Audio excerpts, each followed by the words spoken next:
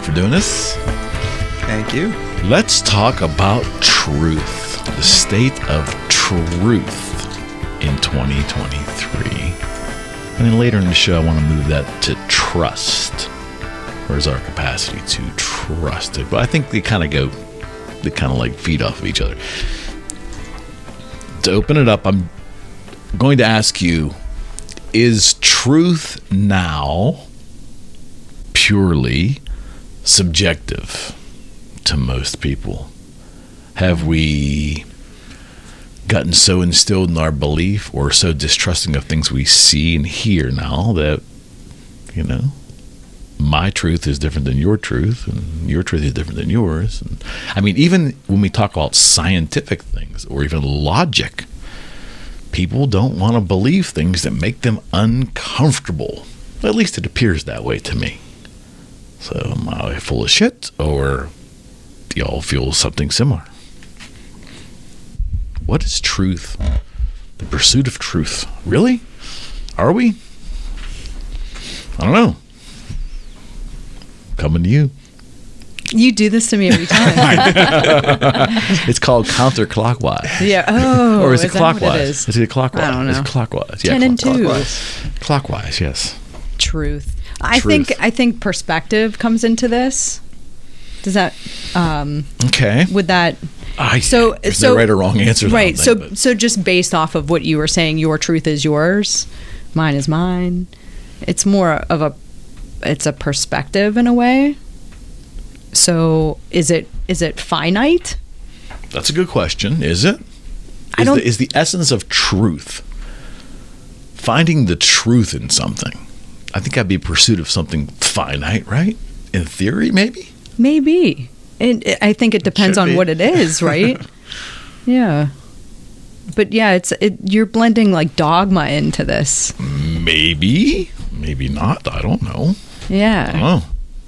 Yeah. I think this is like this is what humans need is an answer. We're always searching for an answer. That's just how we're wired. Mm-hmm. And looking for certainty, right? Yeah. Right. We crave certainty. We do. I think we do. Most people do. I don't know. Yeah. Steve. Maybe you don't think about it. I'd imagine some people probably don't think about, the status of truth today. But I think observationally, when I see things, it don't make sense to me anymore. Yeah. I ask questions. And like you said, like one person's truth could be different from somebody else's. It's just, when you're getting into beliefs and everything, like different sides of, how certain is true. It depends on what you're talking about, but like case in point, just to make sure I'm clarifying it correctly, I understand a belief is, let's say if you have a religious belief that you believe these things happened to form whatever something belief that, is. Definitely happened. But the truth I'm really getting at is, you see an event happen. Do you think most people care about finding out what actually happened, or do they want to create like the feeling of, okay, it feels like this happened, and this is what makes me comfortable, and this is what I'm going to go for. This is what I believe to be true. This is the truth. Believe what you believe and then gravitate towards that. So it's like that becomes truth then? Well, it could explain why you acted a certain way. So when people say, well, this is my truth and I'm living in my truth. Okay. That sounds dangerous. Well, that's what so it's a perspective of if you had something bad happen to you, you justify it, right? Okay. So there goes your truth. Maybe someone wouldn't look at it that way or respond that way. So you're saying maybe we're looking at truth purely in a subjective nature today. A little bit, yeah. Maybe a lot of it. Does social media make it worse? We'll get there. Yeah, it absolutely does. You could present yourself as one way, and when somebody meets you in person, they're like, oh, you're a lot shorter.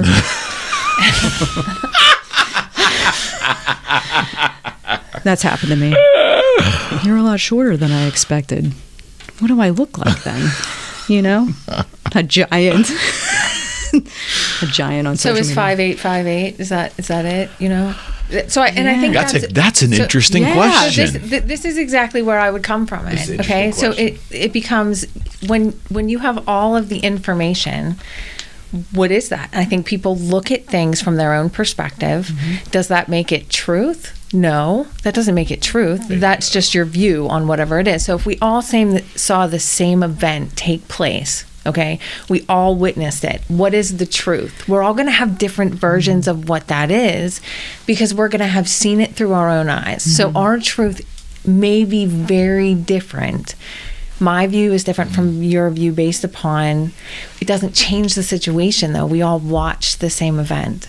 So how do we rectify that in society? Discernment. Well, no. Why do we have to have one truth? I think okay, that's a great question. I would say on the world stage, like right now, we've got a world conflict going on. I don't have a side. I mean, I just don't want anybody dying. I don't like war, period. But I kind of feel that one party was aggrieved by another. And I listened to arguments from citizens and politicians, and one group of people were invaded and harmed, and then the people defending the other side who did that seem to just forget about that. Like it doesn't come up in conversation. Well, they went over there and hurt them. And that made me think like. And trying not to take a side for the sake of our conversation, but when they see an obvious wrong, they see with their own eyes, they see that this was unprovoked and they went in and that happened. That the people who watched it happen over here and the people who watched it happen over here have two sides to defend, but the one side is actually in denial that what they saw actually fucking happened. Like they're actually denying that it happened. And that's where I look at like, what does truth mean anymore? Then, if my eyes are showing me something that I can see, even if I might not like the person who did it, or maybe I do, it still happened, right? Maybe I don't know. Well, I think they're choosing not to take that into account because it doesn't fit the narrative. I think you're spot on. And I don't think that has anything to do with truth. I think it has to do with agenda. But to hear them say it, they'll tell you that the truth of the circumstances is yada, yada, yada. This is happening. It's like they're in, I think in the broader context, when you look back, it is the agenda or the narrative at that moment. But it really flies in the face of what we assume was reality. If they're in denial of what they've seen in reality, I have to start questioning my own reality then. Well, if they're not seeing what I'm seeing, what the hell's going on here? And I think that's a dangerous slope for us to be in. Yeah, because then you're looked at as insane, almost. Like you're... And we're not the insane one. It's the one who is not seeing what's happening. So, I don't know. It isn't just this war. It's just in general, we seem to not want to... in some circumstances. Now, my question to you is, now, the internet's the internet, right? So you see things on there, and there's a lot of weird shit on the internet, right? Do we think that AI could be? Do we kind of always have a question in our head, like, am I actually seeing the truth? Do you ever get like that? Yeah, no, especially with AI, it's very questionable because you see like how real everything looks, and it's like, oh, this is AI, or like. They can take sounds now and have it sound like people and put it with video, and it's like, all right, is this real? Or yeah, so as that gets better, where are we going with that? I mean, right now it's a celebrity. Tom Cruise being the biggest one. He was like AI faked all the time, right? But now put that into a war context, maybe 3, 4, 5 years from now, where war scenes are generated that look so real, and we think that's happening, and the world might think in that moment. It gets splashed out that it happened, but it could be completely not real. I don't think we're there yet, but I think we're getting there. Well, this is like almost like propaganda. Can be. Right? I mean, if you think about it, this is like technology and propaganda colliding. Plus, you have a belief system on top of that.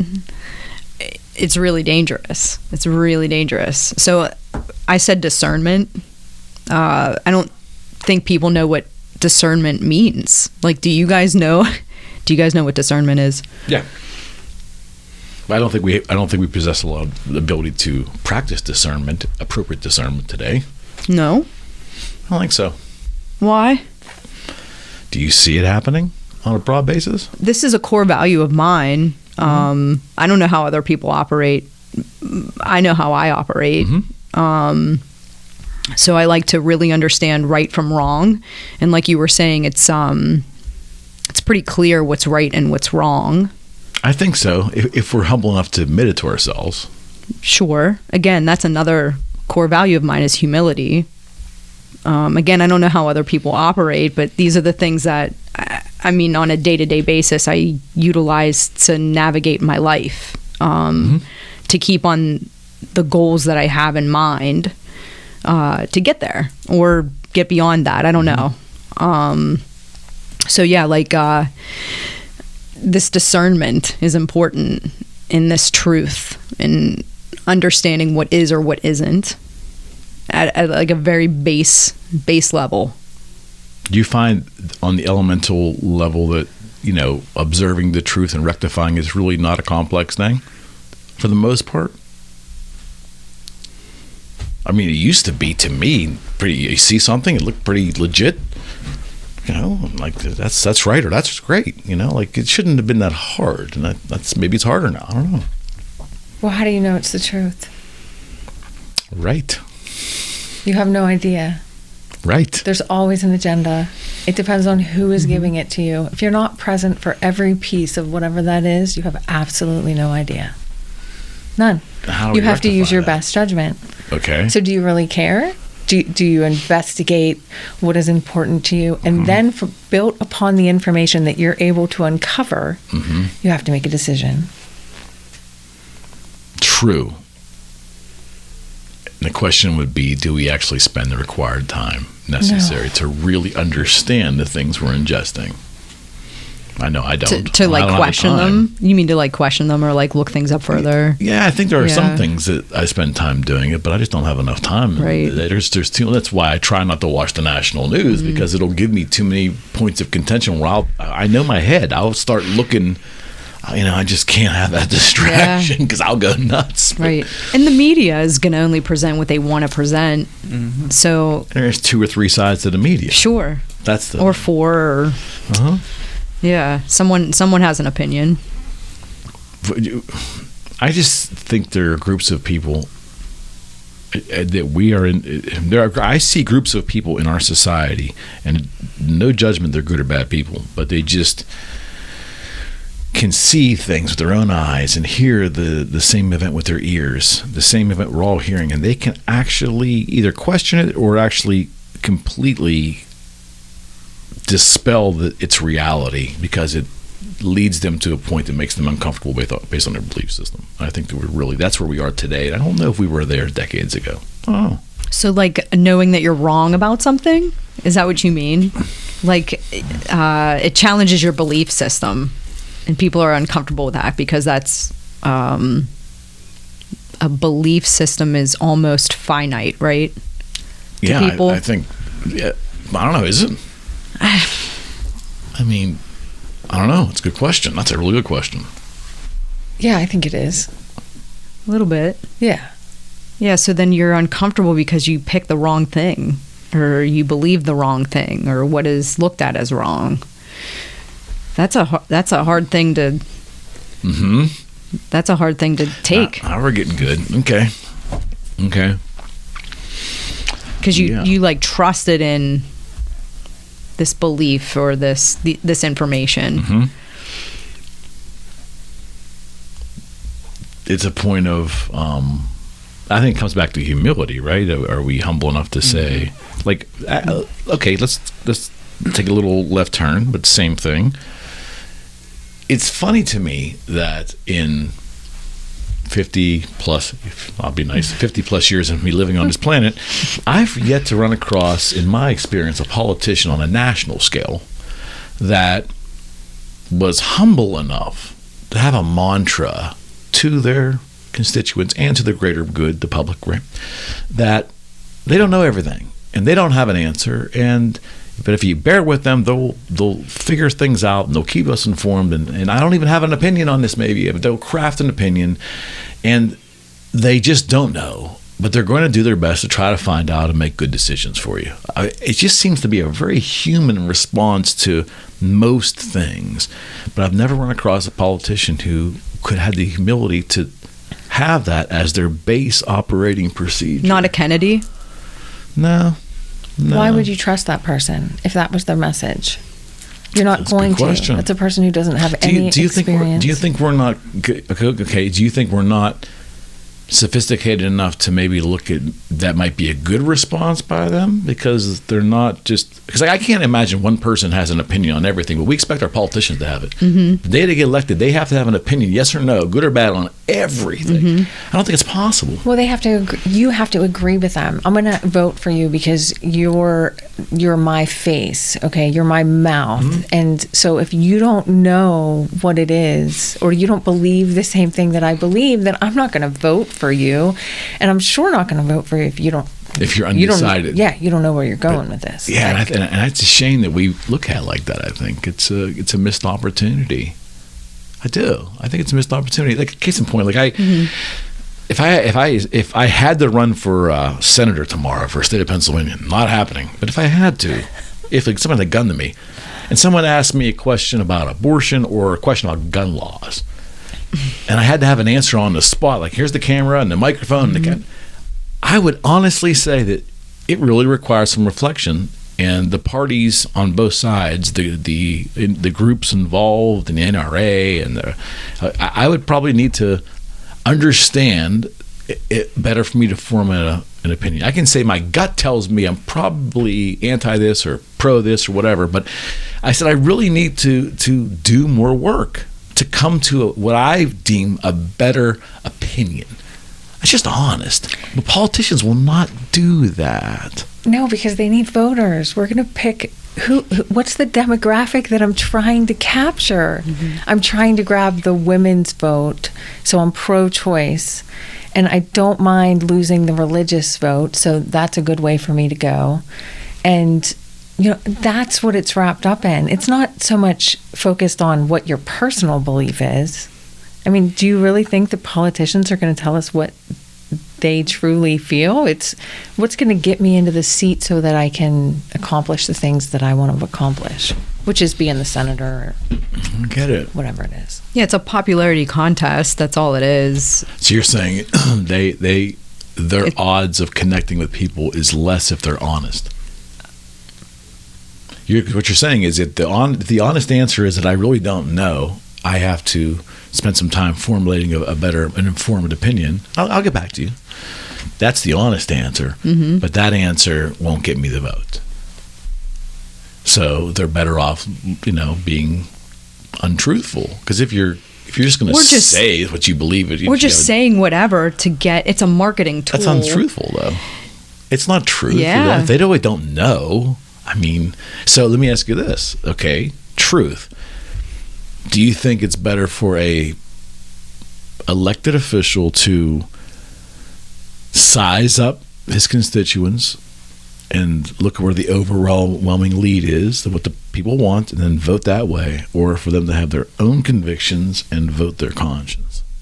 Like, what's the better thing? I don't mean this in a negative way. I'm just saying, what's the better way for a politician to act? Vote their conscience or look at their constituents in that district and then test the water and say, because you want majority to rule for the most part anyways in politicians. That's our system.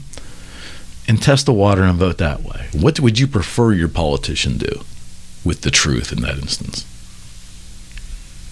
Well, he's a representative, so he has to represent the large majority. It's not his role to bring his own opinion, judgment into that. I think so. I think it's we the people. I think it's why people are elected. Okay. It's one of the reasons why they pick and choose what it is that they're going to run on their ticket for. So that's who they're representing, each of us. Right. So it's not once they win that, once they've been appointed, voted in, if they were to take a hard turn on that and say, oh, well, you know, I was just saying that so you voted for me. Okay. Well, I'm going to go with what I really believe. Then if they disagree and vote against it or whatever, it's not going to go anywhere anyway. So it's it's not good for them. I don't know. I don't think you should be a politician. No, I really don't want to be. I don't want to be. That's not my next gig. I'm too old. Yeah, but there's all old. Oh yeah, They are old. Way older than me. Yeah. Way And that older than me. that absolutely needs to stop. Absolutely. It needs to won't, stop. though. Yeah, it I won't. don't know. I don't know. We'll see. I know. See, did you guys see the pessimist and the maybe the light? I like it. We're the yin and the yang. Well, I'm old enough to remember Bill Clinton winning and beating George Walker, George H.W., right? And that was supposed to be when politics was actually kind of kind compared to what it is today. And that was supposed to be a changing of the guard. And it just didn't ever happen. I mean, really, it just didn't happen. We still have just as many old senators and congressmen today than maybe even more than we had then. So I don't know. I'm a pessimist. Yeah. It doesn't pay well. I mean, you can steal a lot, but on the face, it's not supposed to pay well. You should be getting corporate people in there from all walks of life, donating a couple of years of your time, then going back to the corporate world. That's how it should have been done. But now they get there and write books and give speeches, and they make their money that way. It's all you can steal. Right. But anyways, that's a different story. The truth thing, though, back to that, so on the political side, you're saying that you believe that regardless of their own personal convictions, if the bulk of their constituency believes a certain way, or they feel that they do, they have an obligation to vote or cast a vote that way. You feel that same way? Well, that's how this government is designed. No. Yeah, but how do you personally feel? Would you rather have someone vote there, even if you disagree on some of the things, but you voted for them because the bulk of what they say is pretty much in alignment with you? But then he breaks your heart on one big issue that is important to you. It comes up in for a vote, and then he breaks your heart because he has a conviction to do the opposite. Yeah, that's weird. Well, no, I think you're going to have it. It's not going to be a fits all kind of situation. It's I mean, when we vote for people, it's, the list. So maybe I get 4 out of 5, okay? Maybe that fourth one, is something that I feel differently about, but the person that I chose, this is the way that they end up voting. Or maybe there was, a larger discussion that was had and a different decision was made. No, because I need to sit in that because that's the person that I said most closely represented what I was looking for. I get it. Yeah, there's no perfect. Right. So this is the crux. Now we're getting somewhere. Yeah. Right. There's no such thing as perfect, but we need to find someone that is our perfect and vote for them and understand that they have answers to everything. Like the president of the United States has an impossible job. Would you agree? It's impossible. I think so. It's necessary, but yeah, Right. it's impossible. Right. Yeah, for any kind of job satisfaction, it's definitely impossible. Right. There's just no way. Right. But the idea of the two parties working together for the greater good. That seems impossible too. It seems impossible. Well, it feels impossible now. But it's crazy. You're right. It feels impossible, but if you really unwind everything, our entire government is based on the fact that we expect them that they must compromise to get. I mean, that's how this government was set up. It wasn't necessarily a two-party system, but it was definitely it was based on the act of compromise and majority rule. But it was compromise. That's how it was set up to work. And now there's mechanisms in our society in place to make sure that it never happens. Just, you know what I mean? It's like, it's strange. It's strange. Well, like, who's really pulling the strings is what I think. And again, so the money, you just follow the money at this point. And that gives people the suspicion to think that their reality, that they're seeing with their own eyes or hearing, might not be exactly as it appears. Right. I mean, they're discovering this, at least like in my field. on the research of a lot of different things. I'm talking about like movement, human movement, things that we eat. What has been jammed down our throats as healthy is quite unbelievable. Like we just had a conversation about like soda and how diet's supposed to be. I'm serious. And how this is supposed to be the smart choice. It's not a smart choice. No, it's a manufactured product to make you even more fat by craving the thing again. You're in a cycle. So this is just what's out there. It was all to make money. Right. Yeah, so you follow that trail and you get to see, oh, okay, well, all these dollars that these people are campaigning for, it's funneling from where? So that's that's where you need to use your own discernment to be like, oh my God, I'm against Monsanto. Am I going to get in trouble by saying this? I'm against Monsanto / Bayer because they're killing people with like the weed products. Pesticides. Right? Pesticides. So I don't like it. I don't like, the GMO products, this manufactured meat, none of this stuff. Mm-hmm. Right? Mm-hmm. But like the money to be had by it. Mm-hmm. is enormous. But if you just stop for a second and you look at what is good, natural, if they were to only put their money into this, like regenerative farms, right? They won't because everything is driven by the almighty dollar, and there's only a handful of companies, really. Is that how this goes? There's 5 that run everything. Am I going to get in trouble for this?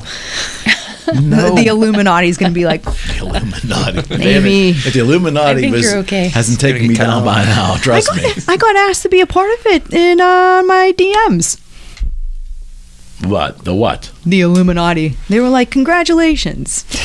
Oh, yeah. No, I've seen it. No, I have. Do you know what I'm talking? There's no doubt. See? Yeah, I have.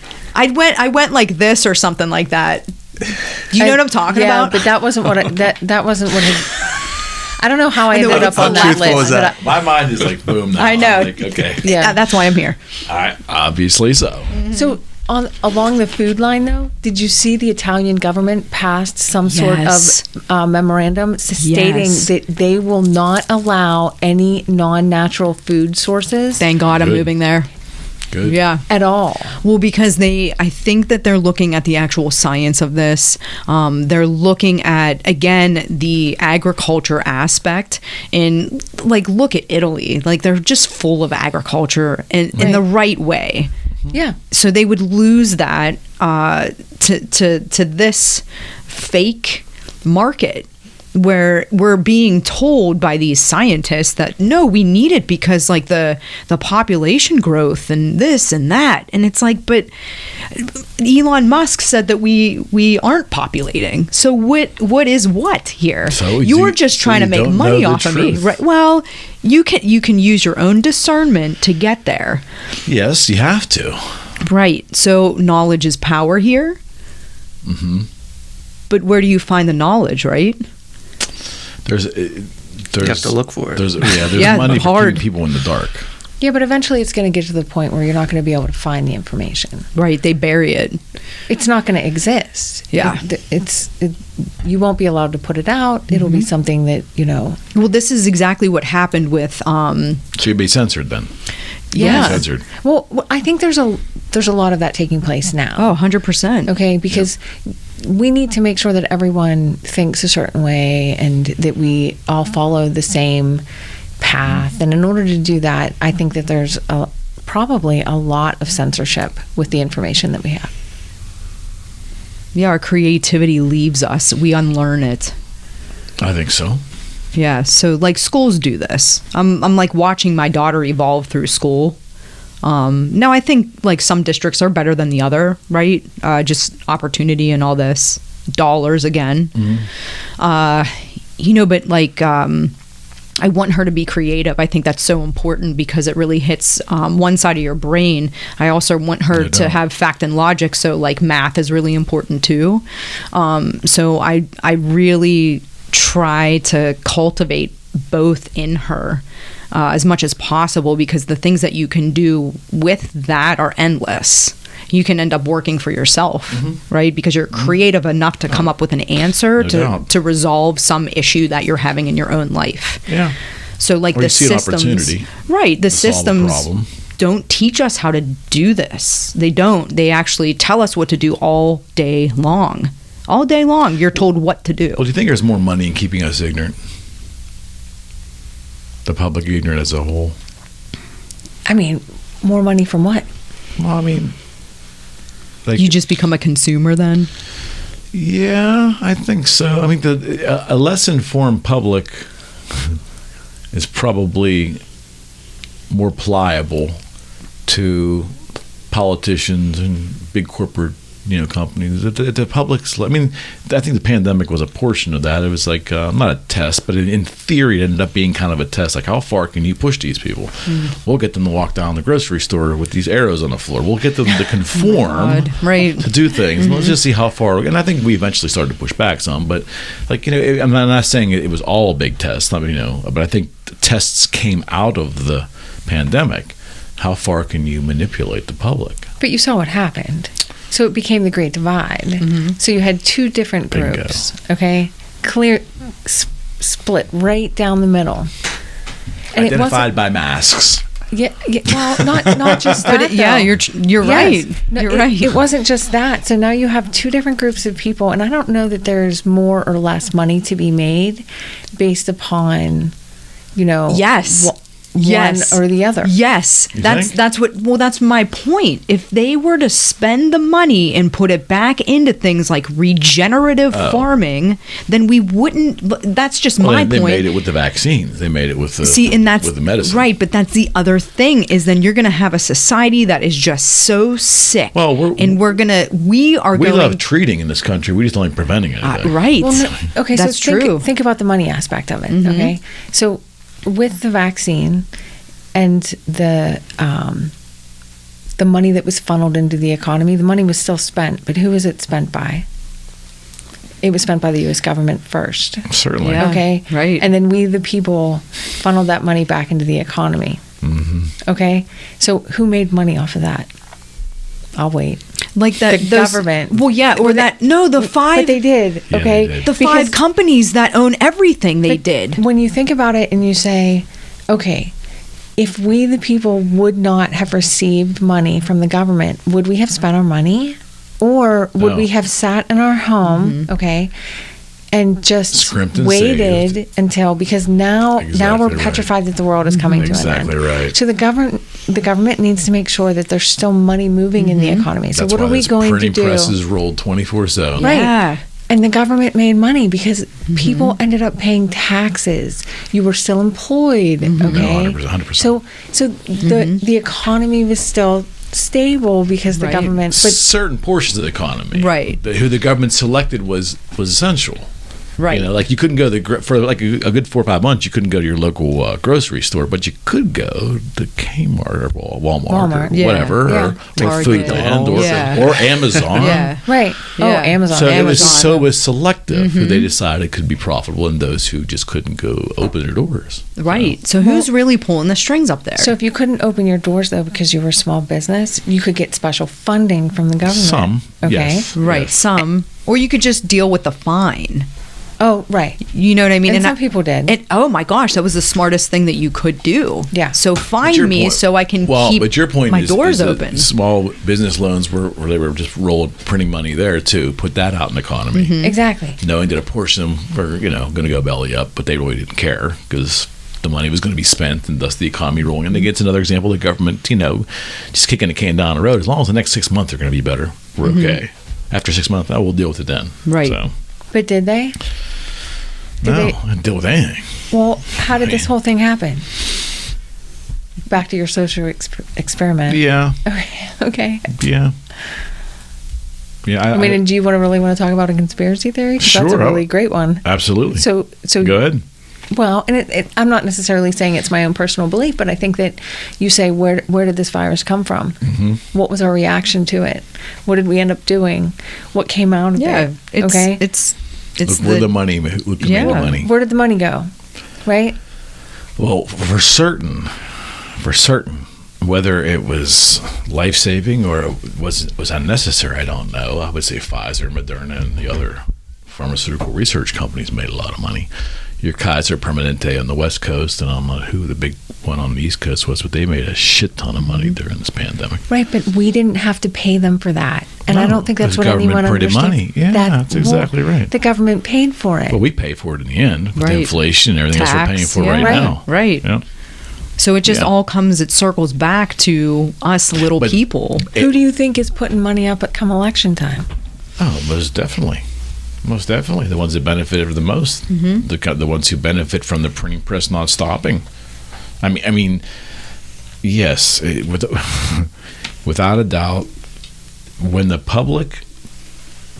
First off, I think the public is not dumb. I think that it's easy to say the public's dumb. I don't think Americans are dumb as a whole. I don't think so. I think we choose to be unsophisticated in our thinking. I think we choose to be intellectually lazy because it's easy. And look at the world. Our life's Or maybe pretty we easy just here. kind of give up because we don't know how to resolve it. It just takes effort. It takes effort to really do due diligence. And we will yeah. investigate Tiger King a hell of a lot more than we will investigate the origin of this vaccine So and whether or juicy, not though. whether or not I should really take this vaccine. Like, what's Yeah. really going on here? You know what I mean? It's like we just won't do our due diligence on things that matter. We just do them on things that Well, like the easy wins. The right? vaccine though was pushed on, so like I couldn't. It appeared that way to me. It appeared was that way to me. It absolutely was 100%. It was like if you want to continue to work, Through fear, quite frankly. you have to have this by a certain date, and if you don't have it with your card, you Yes. can no longer work here. Correct. So it's being pushed. So think about that. Right. Think about the implication of that. No wonder people don't trust. Right. I Because mean- you're not even worried about my own personal health and what it's going to do to me Mm-hmm. and in the repercussions. You don't have to deal with that. I do. Mm-hmm. So if you had heart issues, right, you probably died. Yes, indeed. And it's still happening. Like in sports, you see guys collapsing. Myochondridosis. I can't pronounce it correctly. Myochondridosis. I don't know. I'm not sure. I mean, I'm fully vaxxed. Yeah. I mean, I got two. I got 2 shots. I don't know what fully vaxxed means. I did it because Fully is every I got 2. Like every I got, 6 Yeah, I got months. 2. it's every, so like, so yeah. I'm not fully vaxxed. I'm not either. I regret that I did it to this day, and Mm-hmm. I regret that my kids had to do it because Austin couldn't get into the pit, Mm-hmm. classes. He was forced to do it. I'm not against vaccines. Neither am I, I but think most reasonable people aren't. But like give the choice. we also had like 6 months of research in this too, and I don't think the average person on the street felt really great about that. You know? No, I mean, it's too soon. Just big picture view. Mm-hmm. I don't think the 6 months of research creating it really gave the public a good bit of confidence there.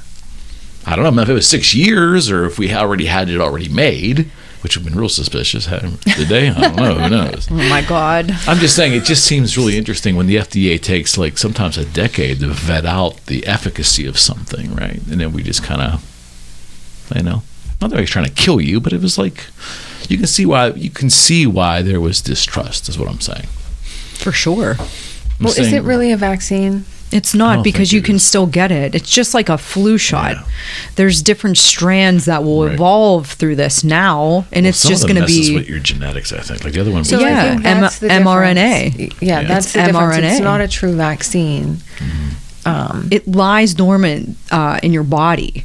So it can just reside in one place. And if you look at some people's symptoms versus other, like, did you guys get it? I got it. And I've had it a couple times. Yeah, I had a massive headache. Like, that's it. Yeah. Some people, it feels like they have a flu, like they get shakes and shivers and all Yeah. this, right? So it resides differently in everybody's body, and that's what they don't know, Well, how the- it manifests. The And side effects of the vaccine seem to be different with everybody too. Yeah. Like I felt like, I told you I had a great pandemic. I felt great. I broke down under pressure from everybody. I went and got my vaccine. Went to Walmart, got my little card. Mm-hmm. All right. I was okay. And I went back 4 weeks for the second shot. Mm-hmm. About a week after that second shot, I'll just say that I have not been right since. Mm-hmm. I was on the top of the world, and I have not been right since. This is my own unique little. I'm not saying my situation is representative of everybody, because it's not. But me uniquely, one little intisable speck of society, me, I have not been right since. And I don't know. I mean, it's unfortunate, but it's my own cross to bear. But I can see why. Because now I'm like, maybe this wasn't the best thing for me. I don't know. I'm not a doctor. I think that's the idea with this mRNA, because it adheres to you, right? It's going to manifest differently in everyone. So is anyone even the same? Are they all the same? Like, is because I got the Pfizer shot. Is that an mRNA? I think they all are. I think they all are too. Yeah. It was just these three big ones had their own, so they could all make the money off of Johnson, it. Moderna. Right, Pfizer. Okay. Oh, I mixed and matched. I didn't pick this one. You got a cocktail. I was like, screw it. Let's just, get one of each. Like, I mean, I didn't want it to begin with. And then it did it on, on the fly. I had to travel for work. They told us, we couldn't be in the building unless we were vaccinated. Oh, I know. And I was like, I'm just going to pick one. And then, and I didn't do any research. So it wasn't like this big, huge, heavy decision. Yeah. I didn't want it to begin with. So it didn't matter which one I had. I understand. And then ended up traveling again for work, and they told us that we had to have a booster in order to to be present with everyone else. So I did that. So is that a second or third shot? Third. So The booster's a third first shot. two is one. Well, no, because I had the one time only. Whoever Johnson that & was. Johnson. Johnson & Johnson, So that that's was right. my first shot. Okay. Was the Johnson & Johnson, because I was thought to Yeah. myself, I will never come back. I will never come back for the second shot. I knew I wouldn't do it. Are you a tequila drinker too? No, right? No, No. not a big drinker. Okay. So, and I don't even remember what it's on the card somewhere for for the booster. I didn't think that much about it. I just knew that I had to have it.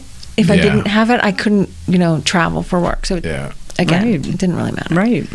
I don't think I've had any sort of side effects that were negative in any sort of way. But I still got it. Yeah. Twice. Do you think that we have enough people in society still that will be sophisticated in their thinking and their thought process to understand that, I can't believe I'm saying this, but I really am saying this, that this can be true, but this also can be true. Everything is not an and or premise, because it seems like we have a lot of and or people walking around in society. It's like it's an either or circumstance, but life is not that way. Life is, it's the old joke was, I grew up with the Republican platform and a Democratic platform. Like an idiot, as a young person, I'd read them. I was into it, and there'd be multiple things on the Democratic platform I thought were ridiculous, but I like this for stuff. Republican thing, same thing. And I would sit there and go, man, what does that make me? I was looking for a label for myself because I thought I had to be labeled. The point is, I can like these things, but I also can like these things. Both things can be true. My reality can be, it doesn't have to be labeled. This is my reality. These are the things I dig. They just don't fit into a little box. I don't know if we operate much that way anymore. No? I don't think so. I want to believe we do. I just don't see a lot of proof in society that we do. I kind of think we all do. We make choices based off of our own perspective. I learned my lesson because I chose this before. I'm never going to do that again. Okay. Right? That's our truth. You hope we're learning I know. from our mistakes. Right. But that's the idea, right?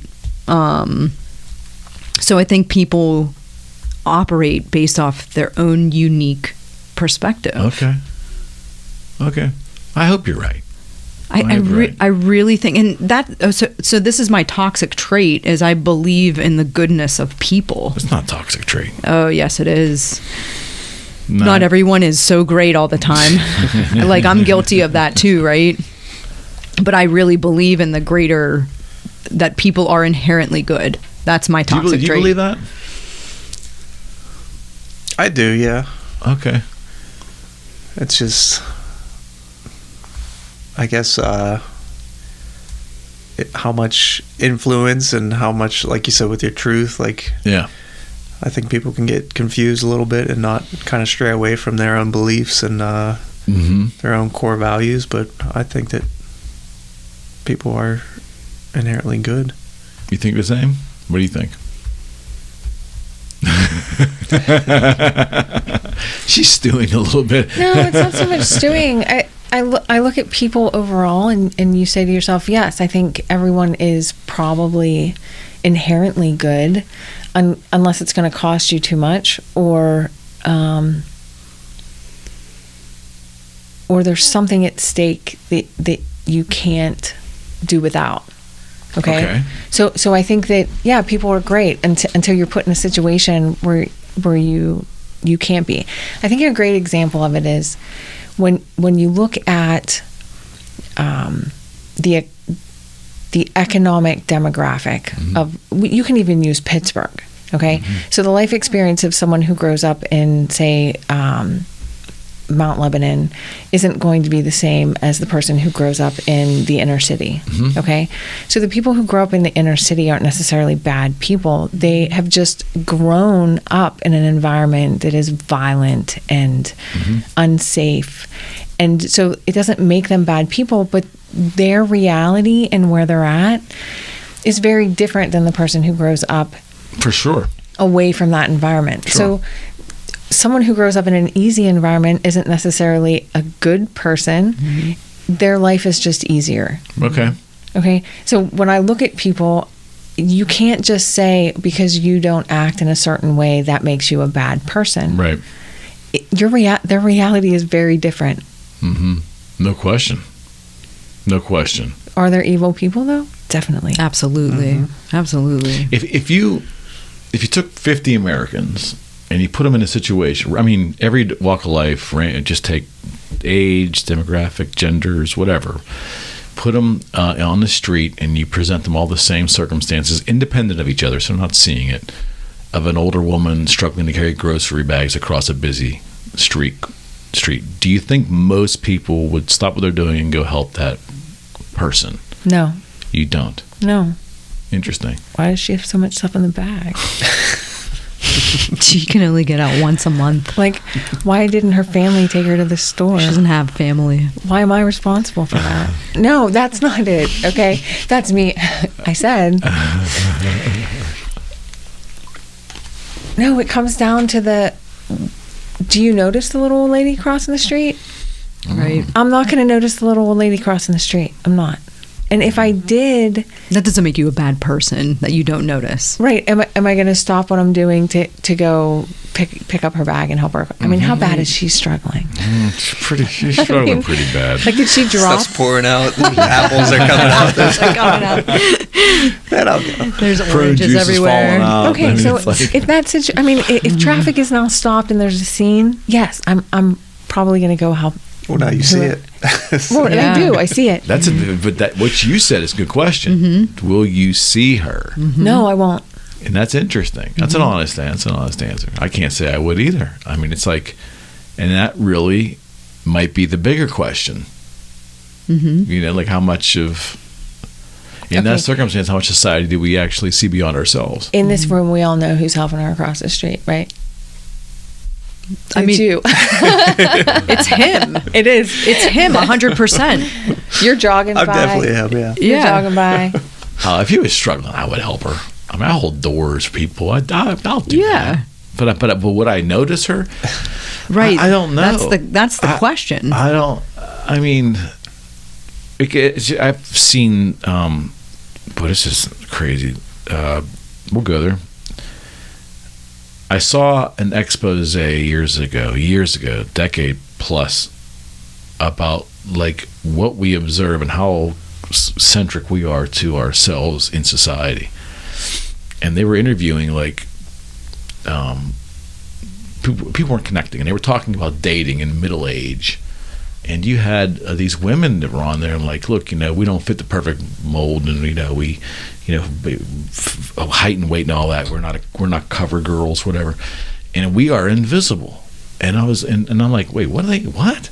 And the conversation went on to say that it was hard before the internet era for a lot of the public to meet people and so forth. People were feeling invisible, but now, because we are so intrinsically into ourselves and our devices, that these women, and I guess you could put men and ask them the same question, same thing, but in this instance they were talking to women.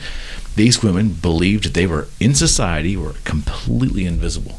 And I remember I felt like a bad human at that moment. because I was looking at myself going, man, I'm guilty. Why does that make you a bad person? Well, at that moment, I just felt that Why are way. you responsible? I'm not a bad person. I'm not responsible for their circumstance, but it was just like it was a mirror, I guess, a reflection of like how, Eric, do you act in a circumstance this way, and look how other people are feeling about themselves. Not that I'm responsible for them, but it was an interesting insight. Like they felt like they were invisible. The compassion within humanity is at a crux. Sometimes, yeah. I think not so. all the time. Yeah, sometimes. And there's these big pushes to become aware, right? Let's open up that third eye. You know, it's the collective conscious that this relates to, collective consciousness, that we are all connected. Whether you like it or not, we are all connected. And actually, Mike Tyson, do you ever... I like Mike. Yeah. I've grown to like the guy. Do you like Mike Tyson? Oh, yeah. Do you ever listen to like him doing podcasts and stuff? He's pretty wise. I'm surprised the stuff that comes out of his mouth. Right. He said something to the effect of it's like the actions of one affect everyone, and we don't take that into consideration. This is that the butterfly effect or the ripple effect or something like that, that it may be something so small. Yeah, that's the butterfly effect, I think, right? And it could be a good or bad thing. You just don't know where it's going to land. You could kick a rock down the street. That rock could end up, I don't know, hitting something to then break someone's window. It starts to rain. It's a randomness of life too. Like I guess if you step on a butterfly, like theoretically, or if someone had stepped on a butterfly, maybe in caveman times, there was a butterfly that was not stepped on, and that might have been the reason why everything else happened since then. Right? Is that possible? I don't know. That's pretty deep. Super deep, but that's like people are grasping to these concepts because we're not connected like we had been in communities before. I felt bad because I think we're not connected because we are really in our own worlds, and maybe some of that's maybe because we think it's not safe out there. But these particular women in this circumstance were feeling worse than they typically did because they really felt like they were, I don't know if they were lusting for like romantic connections or just, I don't know. I can't remember. But it was like, I had to like stop for a second and go, whoa. I think I need more information about who these women were. Yeah. And because I think I look at that situation or the way that you've explained it, and part of me says, why is it my responsibility? Right. Okay? Like, why should I feel in a way that I need to be more aware of how you feel in your situation? Correct. I get that. Okay?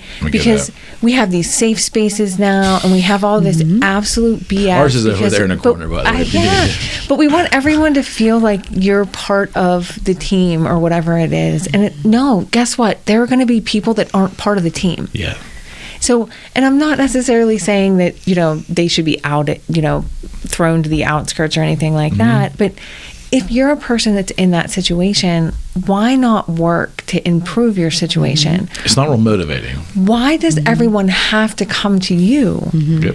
Why not put yourself out there if you're in that situation? If you don't like it, fix it. Yes. Don't become the victim of your own circumstance and poor choices. Well, that speaks to personal responsibility. Right. Again, these are core values that we're talking about. Do people even know what these core values are? Dude, you run long freaking distances. I mean, the pain and the endurance that you have to put yourself through every day, that you do that, which is most days, that comes from a different place. I don't have that place. I got something similar, but not similar. I didn't have it before. Well, what I'm saying is that is the ultimate, to me, in self-responsibility, that you've chosen to do this activity that takes a lot of endurance, and you go, and even when it's uncomfortable, really uncomfortable, and you do it. That's to me a lot of personal responsibility. So when you're cruising through your day, like how do you tolerate What's your tolerance level when you see blatant forms of lack of self-responsibility from other people, whether you're working with them in your social life? I mean, do you recognize it? Do you have to move away from it? Do you embrace it? What do you do with that? I mean, it depends, but definitely recognize it more and kind of sometimes just move away and don't bring in too much negative things and just kind of... Okay. But because I started doing those things and saw the benefits of like running, and not really just physically but more so mentally, just from doing it and realizing the benefits, it just makes me want to do it more. Mm-hmm. We don't get, a lot of the public doesn't get there though, you know? It's that uncomfortable. And your point is because they don't, or they choose not to, their perceived inadequacies are not our responsibility. I'm in that regard, I'm kind of with you on that. You know, I get it. So there's two sides of the equation. When there's women that felt like they were invisible, the one was, you know, it's hurtful to us when, you know, we're invisible in society, whether it's dating, whether it's just, you know, friendships or whatever. Then there's the other side of the equation that, well, you have an opportunity to look at the landscape and understand my current position in it, and if I want a different outcome, there's a different path. I need to maybe start on that path in earnest and try it. So I get both sides, you know. I get, but what we just laid out, that all of us seem to understand. Let's take a step back now. Does the average person in society still have the want to understand both sides of the equation? You see what I mean? That's kind of where I was getting at earlier. Can we be sophisticated enough to realize that things are not an absolute? Everything is not a litmus test. It's not either A or B, one or two. You know, it's like different things can be true, and we need to massage and evaluate and discern and understand. I don't think we do enough of that, because I don't think we would have all the strife that we apparently do have if we did more of that. I don't think we need to pick a side. There's a novel idea. I don't think we do. I think a lot of people are focused on, I want to be right, and I want people to agree with me, and I want to be looked at as a person who is maybe wise, or that others come to for the information. Maybe we don't need that. Like, why do people have to be that way? I don't need to pick a side. It doesn't change anything, for one. Mm-hmm. It doesn't. Are we humble enough to admit when we're wrong today? Are we allowed to be wrong? Are we allowed to be wrong today? You're a human. Like, you're allowed to do all kinds of shit. It's gonna happen. Right. It's gonna happen. Oh, yeah. 100%. My question is like, I think it's hard for some people in their own. They get in their own way. It's humiliating. Ego. Exactly. So I think you're right. That gets in our way. It keeps us comfortable, and that's what we like. We don't like to be uncomfortable. I mean, it depends on the human, right? Mm-hmm.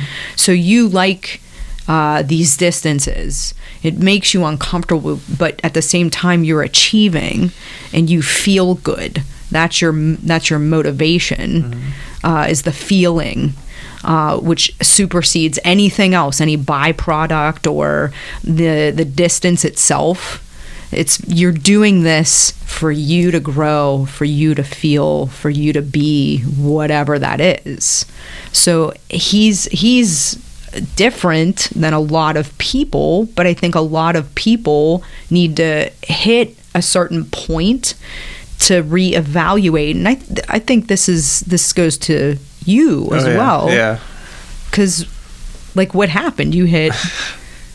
I just hit pretty much my lowest point and had an epiphany. And, I mean, we talked about it here. Yeah, for sure. And I just realized I had to make some changes, and I just had that clarity.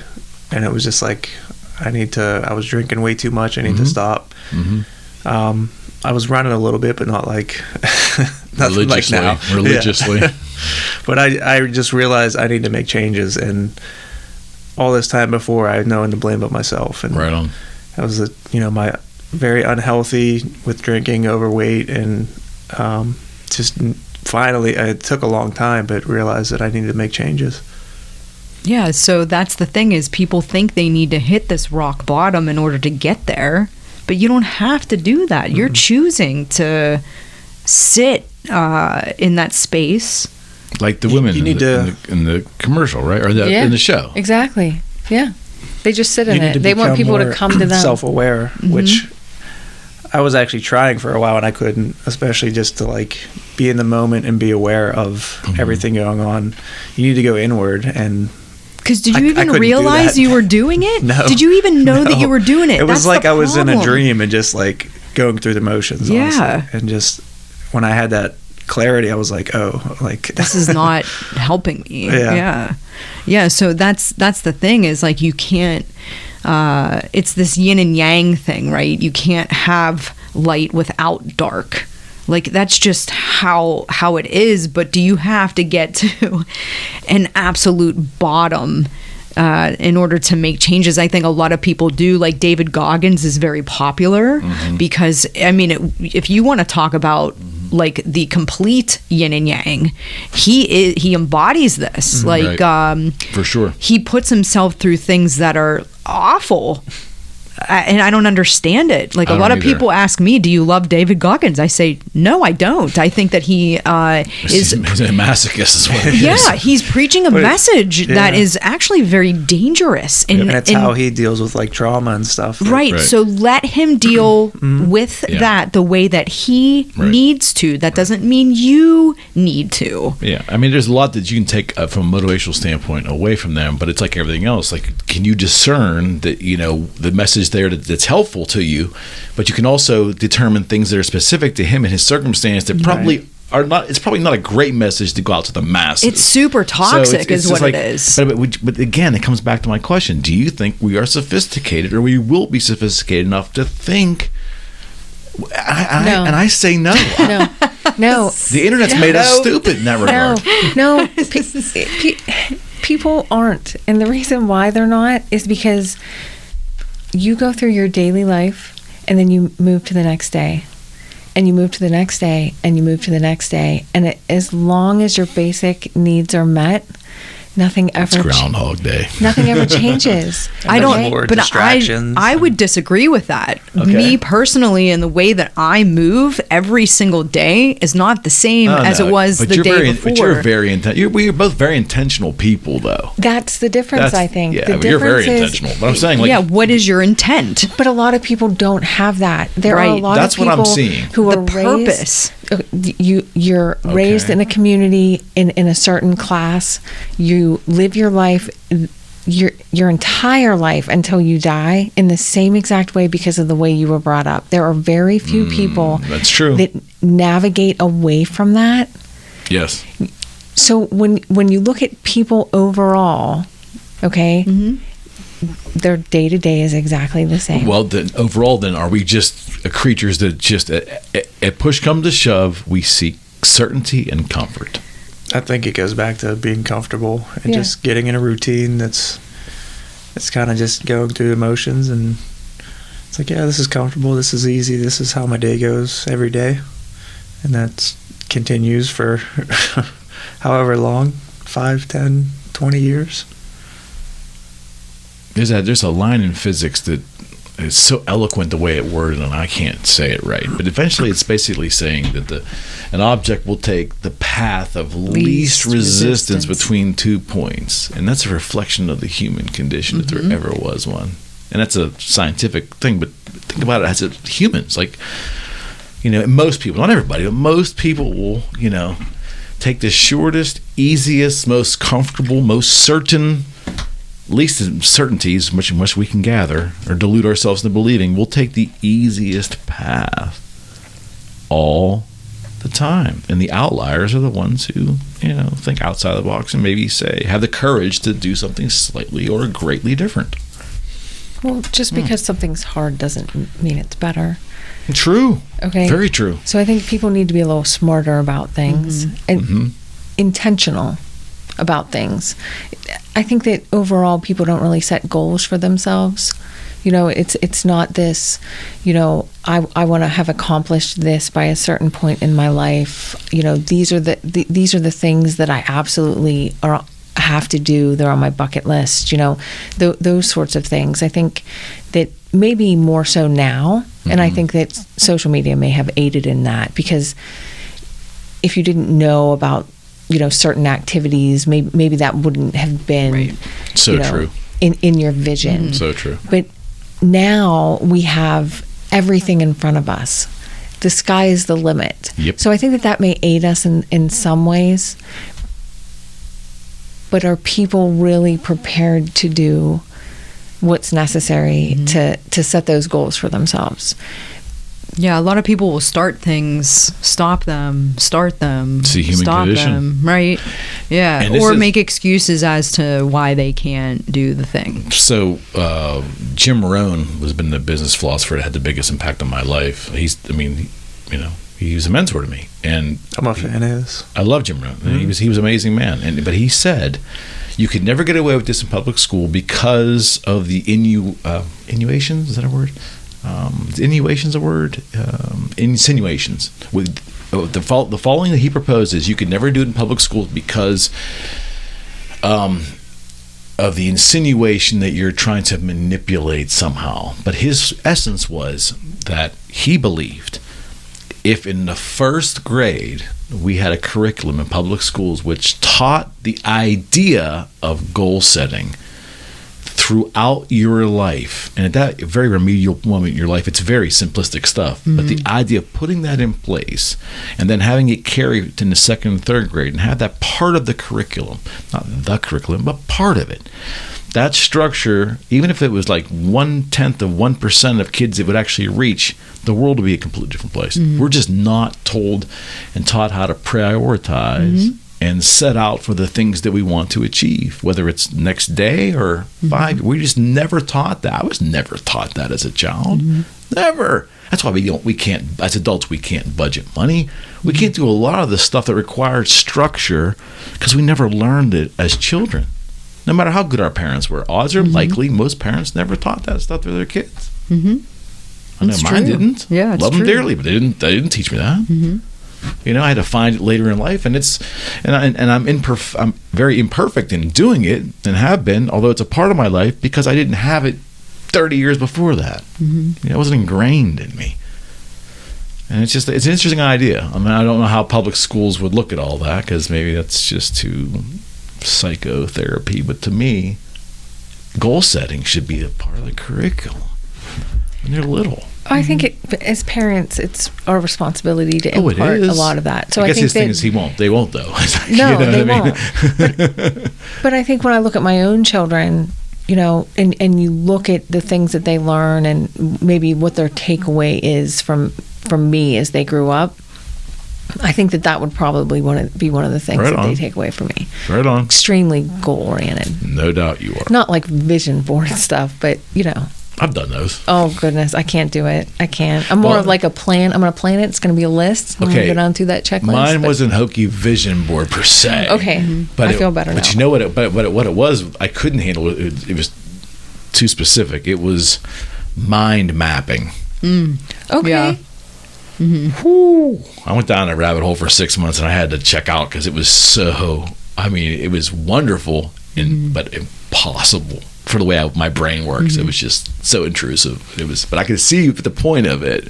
It basically was creating a schematic of every freaking decision that you're going to have. Right. Whether it's in business, it's more specific. But if you're a personal thing, mind mapping, look it up. Mind mapping, it's a thing. Yeah, I wish I would have stuck with it. I just didn't. It How was, time consuming was it? It was time consuming. It was time consuming. Yeah, I was doing a lot of motivational stuff, which just started the guitar business, which really helped me. But that mind mapping thing was something.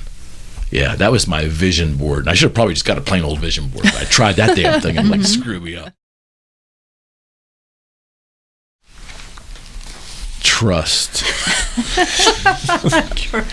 What is trust? Yeah, so it kind of like ties into the whole, truth thing in a way, right? Because we don't Gotta have believe truth to have trust. You would think, yeah. Wait, say that again? Gotta have truth to have trust. No. Think about that. No. Okay, so, well, you don't? He said you have to have truth to have trust. I would say you have to have connection to establish trust. Like a For sure, yeah. Well, what are we talking about? Yeah, but this truth. Is this like people? Is this is this a situation? Is this politics? Okay, let's look at what people look at today. Let's look at the news first. Like your average person watching the news, do they trust that generally what they're being shown must be reality? I'm going to assume that I'm going to have enough trust in this source of news that this is actually what's happening, right? Or are they just watching their team?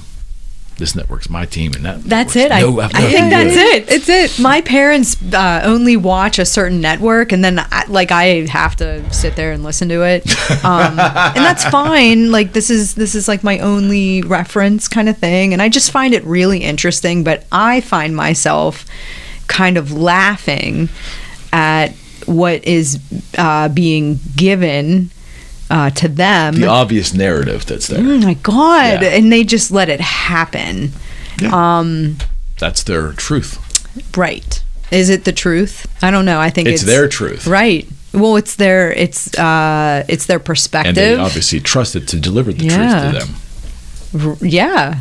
Well, I don't know. Yeah. I think for the record, I think both networks are full of shit. I think it's entertainment. It's not news anymore. They try to entertain, keep you watching. So they feed you a narrative on both sides because it keeps them coming back.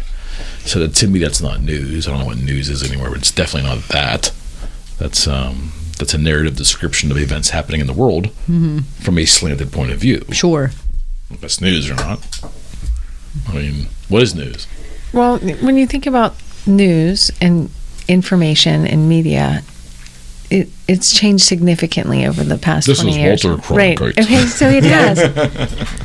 Yeah. But that doesn't mean that it was any more truthful then. Okay? But everyone has this perception that because there was less information, somehow it was more truthful. More integrity okay? to it, yeah. Yes, because less definitely means that it was all corporate from the beginning. And it's always been. It hasn't changed. It's still owned by the same exact corporation it was owned But the before. two political parties didn't play out their campaigning through the arm of the networks. Right. They didn't do that overtly. No, there was a slant. The message is still the same. There was a slant.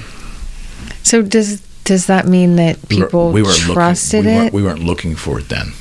People didn't know any better. Yeah, they didn't. They were ignorant. We didn't look for exactly. it. If Walter Cronkite's telling me, or if Harry Reasoner is telling me, must be true. Yeah, it's a very reputable source. It's reputable. Peter Jennings, Walter Cronkite, Tom Brokaw. Yeah. If you talk in a certain way, makes it much more trustworthy. Okay. Dan Rather. Well, that's not. These are all like forms of communication. Seriously, like the verbal, the nonverbal, how you present yourself, all this stuff. It becomes like this.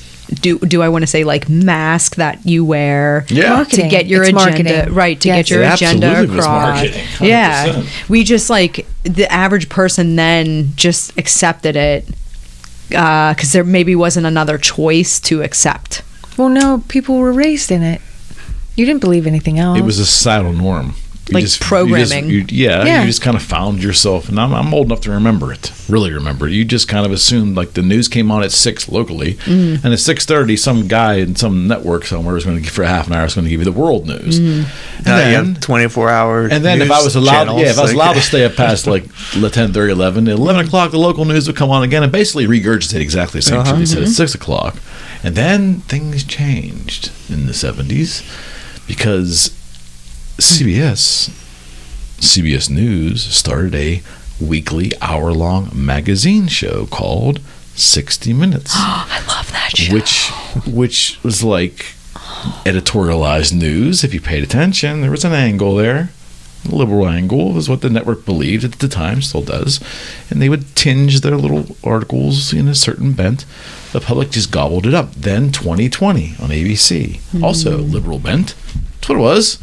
And that started the ushering in the 80s of what was called tabloid television, where we took the news and made it entertainment, starting with Inside Edition, then A Current Affair, and that ushered in. They got so lazy in Hollywood and that they started writing shows like 48 Hours and started writing even like Law and Order using real life events. Right. Yeah. This is not an actual story. We took the news and made it entertainment. And I don't know who the actual blame is, but I think 60 Minutes is kind of where it got launched in the 70s, early 70s. And we've never recovered. And now we consider Fox and CNN and MSNBC, we consider those kind of a network, just like CBS and Lifetime. People will lay on the couch and just sit there mindlessly and watch that to be titillated on wars and crime and, voting and the Congress and all that shit. We've contorted into entertainment. It is. It's nuts. But think about it. Does your life change? How's your life change? Not really. It doesn't. So the news, the information that's given, it is entertainment because it doesn't change anything about your life because we are little rats on a hamster wheel. Or pretty much. Yeah, that's it. Pretty much. Our daily life doesn't change even when there are wars and elections and... I mean, turn it off for a month. I guarantee you, and I'm not talking about you'll be in a better mental state.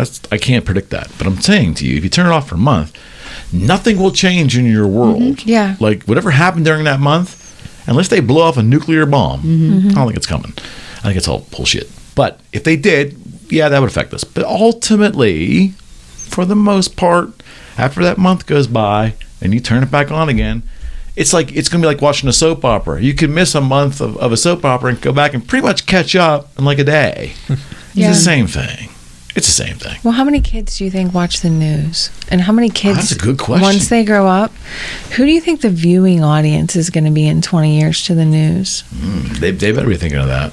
They better be planning for that. Like, are we supposed to then morph into our parents? Well, I never watched the news when my kids were coming up. So I don't watch it now. I don't either. And my daughter refuses to be in a room that has news on. And I love that about her. I love that about her. She hates it. So I do that at work because it's always on. Yeah, I just leave the room. I'm like, I'm not going to watch this all day. Yeah. It's just something probably too for the guys to talk about, right? And argue over or whatever, bond over. I hate that it became a club.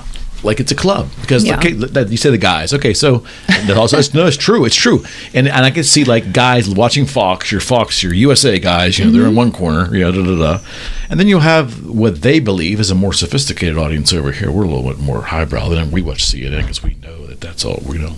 We're thinkers, right? I get it, and both sides are right and both sides are wrong. But I'm saying it's a fucking club. Our news should not cater to clubs. You see what I mean? We shouldn't be divided philosophically that way. We've been spoon-fed like we're just some gullible guppies just going up to the top of the tank looking for food. It's nuts. I don't get it. Yeah. Maybe I'm wrong. This is what I see. Yeah, I think you're spot on. I can't take it. I mean, it's like, it's because here's the thing.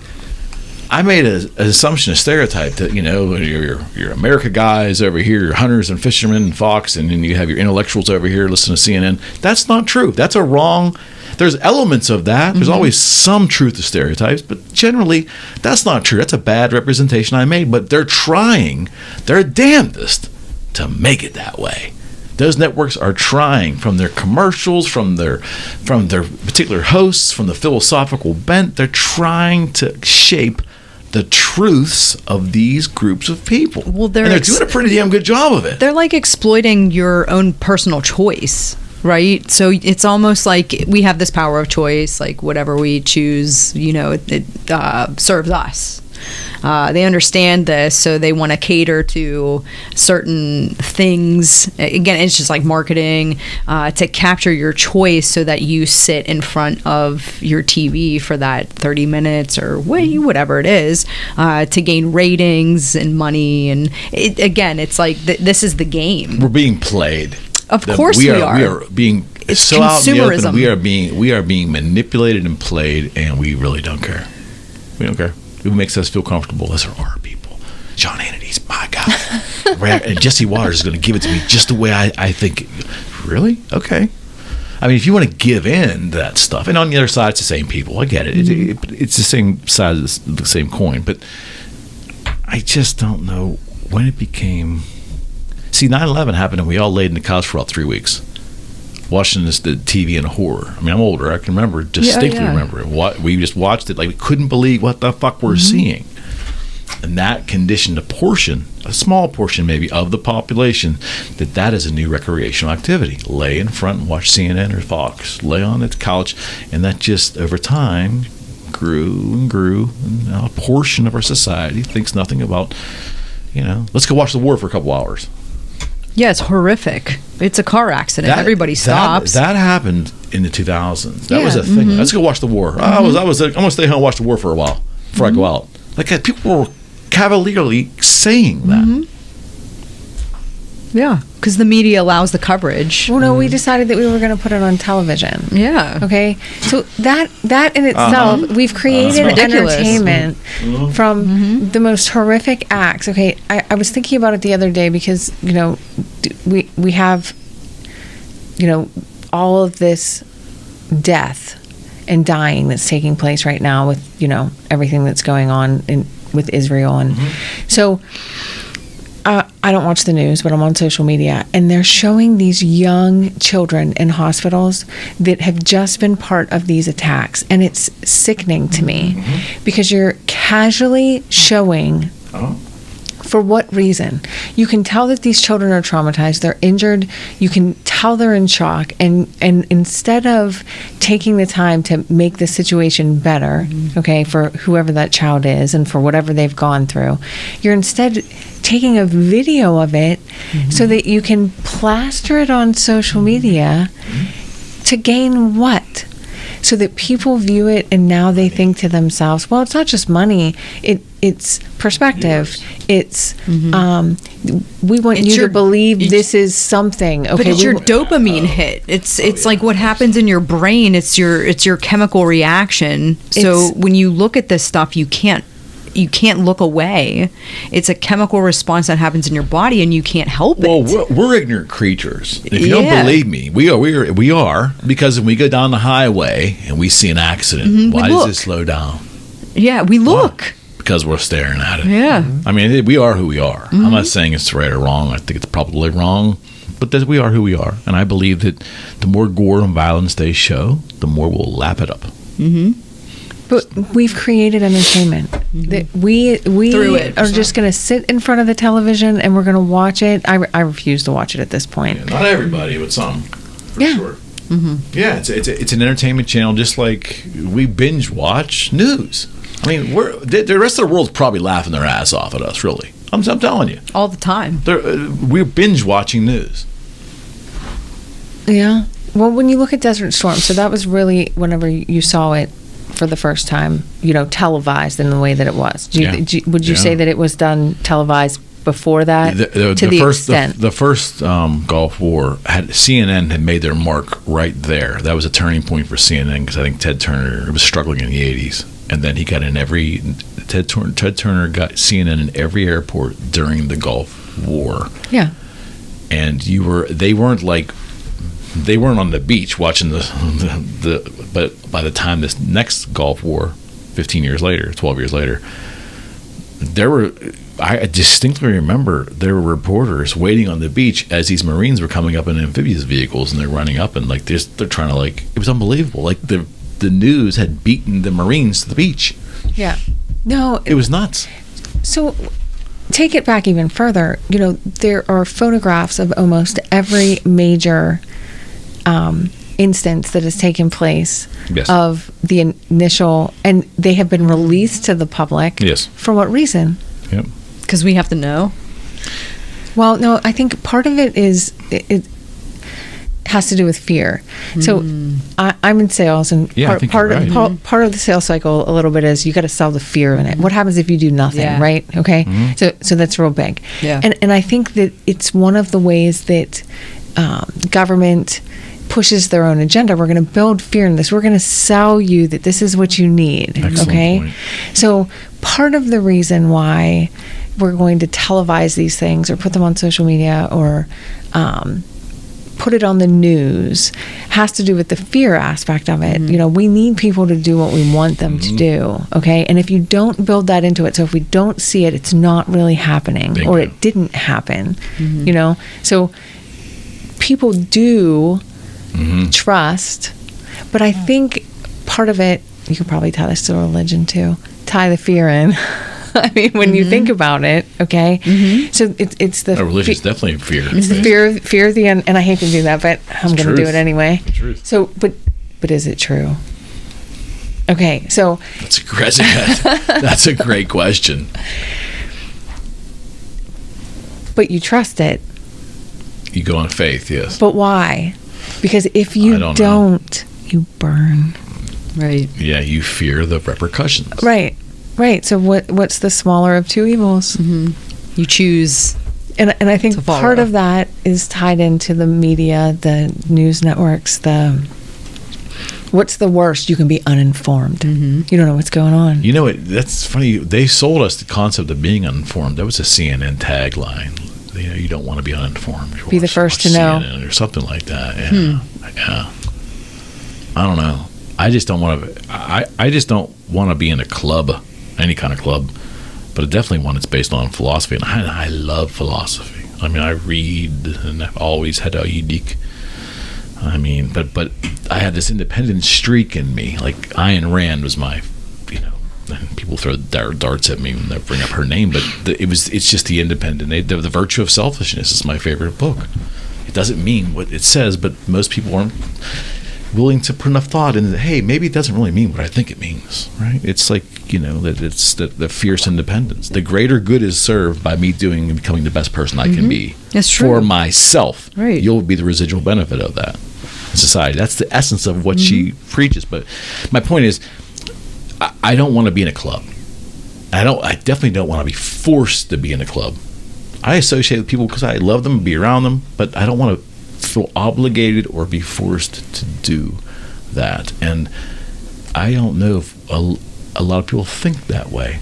They're just kind of gullible and just, it makes me feel good, I'm going to do it. I'm going to be with these people because they think like me or whatever. You know, it's like, it's a different... I struggle understanding that, but it's obviously a popular thing because most of the society that I see does it.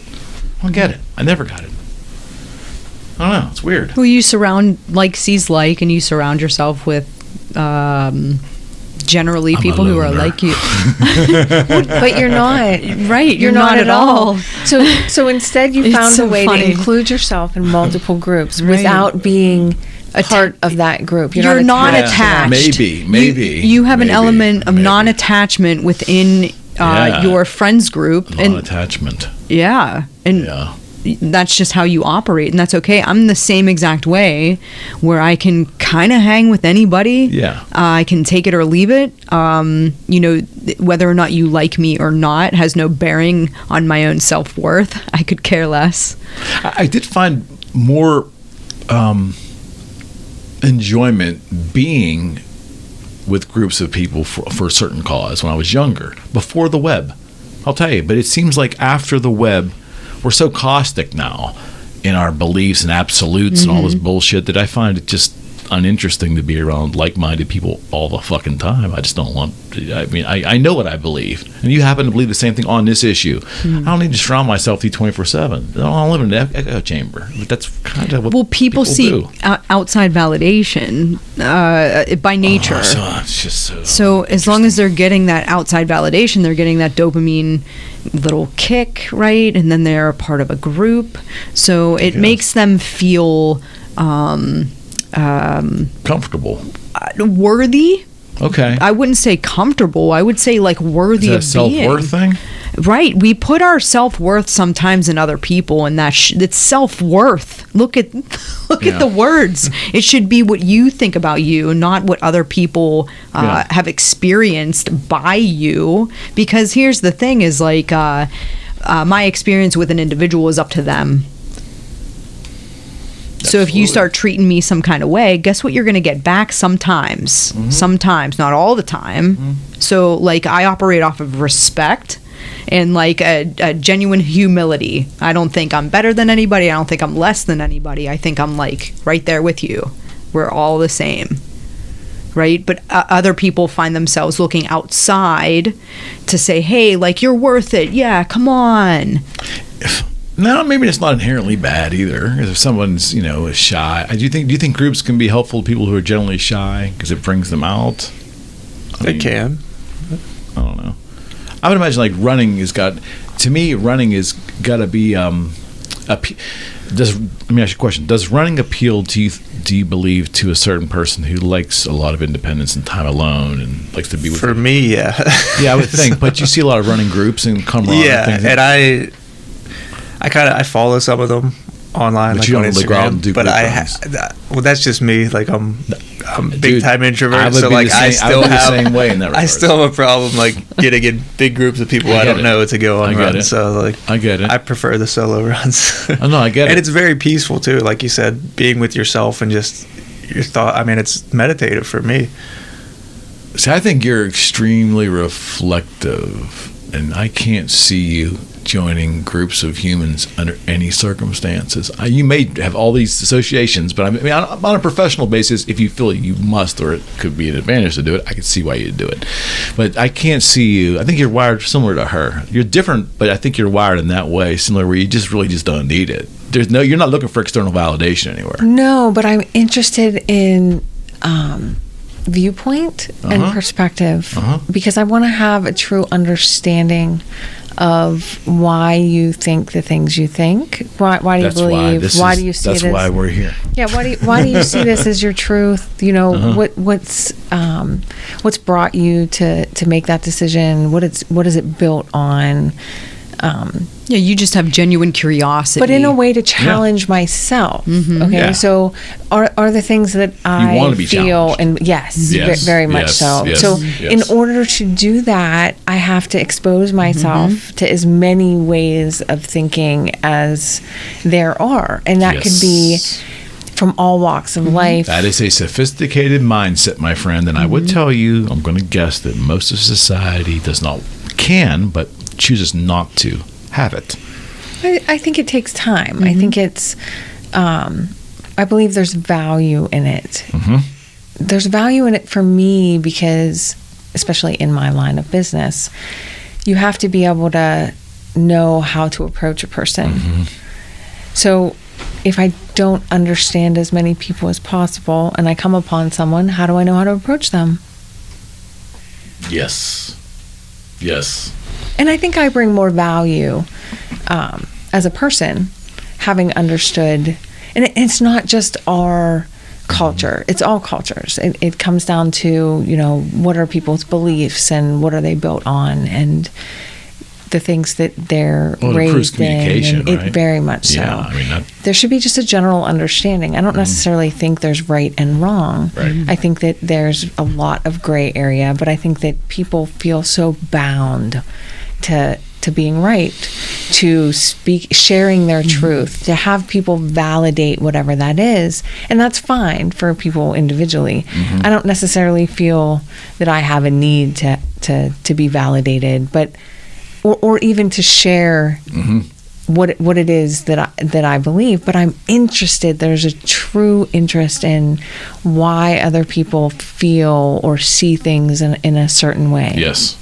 I don't think you can do podcasting. I don't think you can enjoy being on a podcast if you don't have an element of that. Yeah. I mean, I guess you could be a guest on a podcast if you're there to sell something. But I mean, if you're there for a real honest discussion, you're really you're craving for additional opinions on things.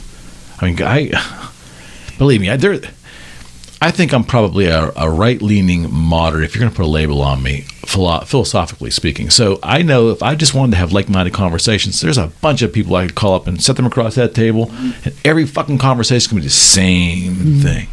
I don't want that. Why would I possibly want that? No, I'm not going to, bring like a Ku Klux Klan member in here, somebody like that. I mean, because there's not a damn thing I want to hear out of a moron like that, because they hate. But everything in between, I want to find out. I want to poke the bear a little bit and find out in a nice way. I don't know. I think it's because truth to me is going to be self-determined. Like, I'm not looking to other people to give me the truth or let me find my truth through other people, right? It doesn't make me better or worse anyway. I don't see the point in it.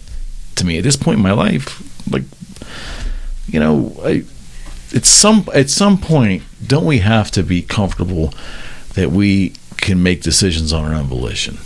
At some point in life. Some people never get there, I guess. I don't know. Well, they need someone else to tell them it's okay to make that decision, which I think is the silliest thing ever. Like, you're the only one that has to live with your decision. Just you. Right. But back to the whole ripple effect, okay? Because every decision you make creates a ripple. Everything. Consequence. Oh, there's no doubt. There really is. There really is. It It's doesn't daunting. matter what it is. Yeah. It could be what you say to a person today. It could be, you know, you decide to take a job, you know. Oh, yeah. Just line them all up. Everything has a ripple. It's you should be comfortable making any decision that you want to make, and know that the cost or consequence. But is there really a consequence? There always is. I almost think like, no, you can't choose wrong for yourself, because even in the wrong, you're learning what not to do. You're just an A or B. Yeah, it's just an A or a B. Wrong or right is too absolute. If you see that hot stove and you put your hand on it willingly, you go and do that. You don't think? Well, it's I'm bad? not going to do that again. I did this as a kid, actually. There was a coffee pot. I had no idea what the thing was. But the consequences, it you was get burned, on. Right, right? it was on. I didn't know it was on. I put my hand on it. I got burned. So you learned. I learned not to do that again. I didn't know what it was. But you're saying it wasn't a consequence. The burn was not a consequence of the action. The burn is a consequence in that instance of the action, because I had to learn it. So it was a consequence then.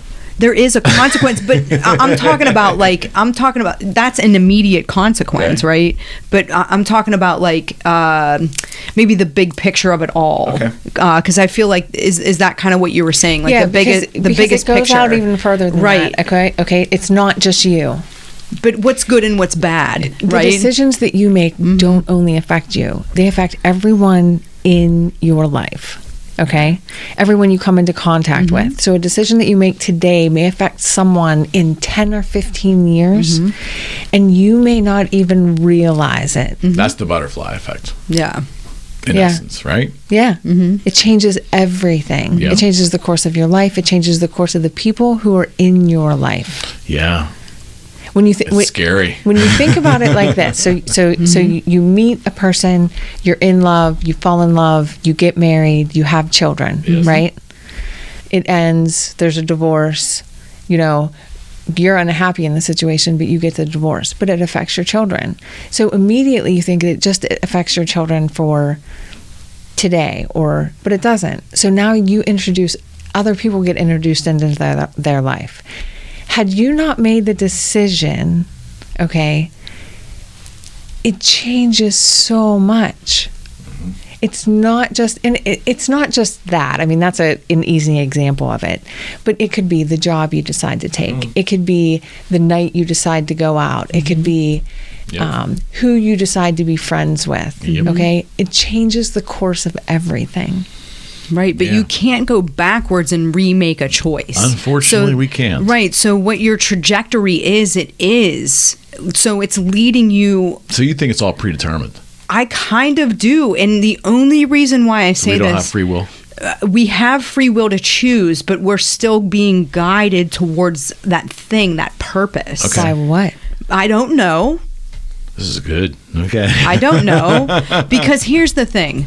When I chose to leave my old profession to do what I do now, do you know how many people told me that I would never make anything of myself? Do you know how many people thought I was having a nervous breakdown?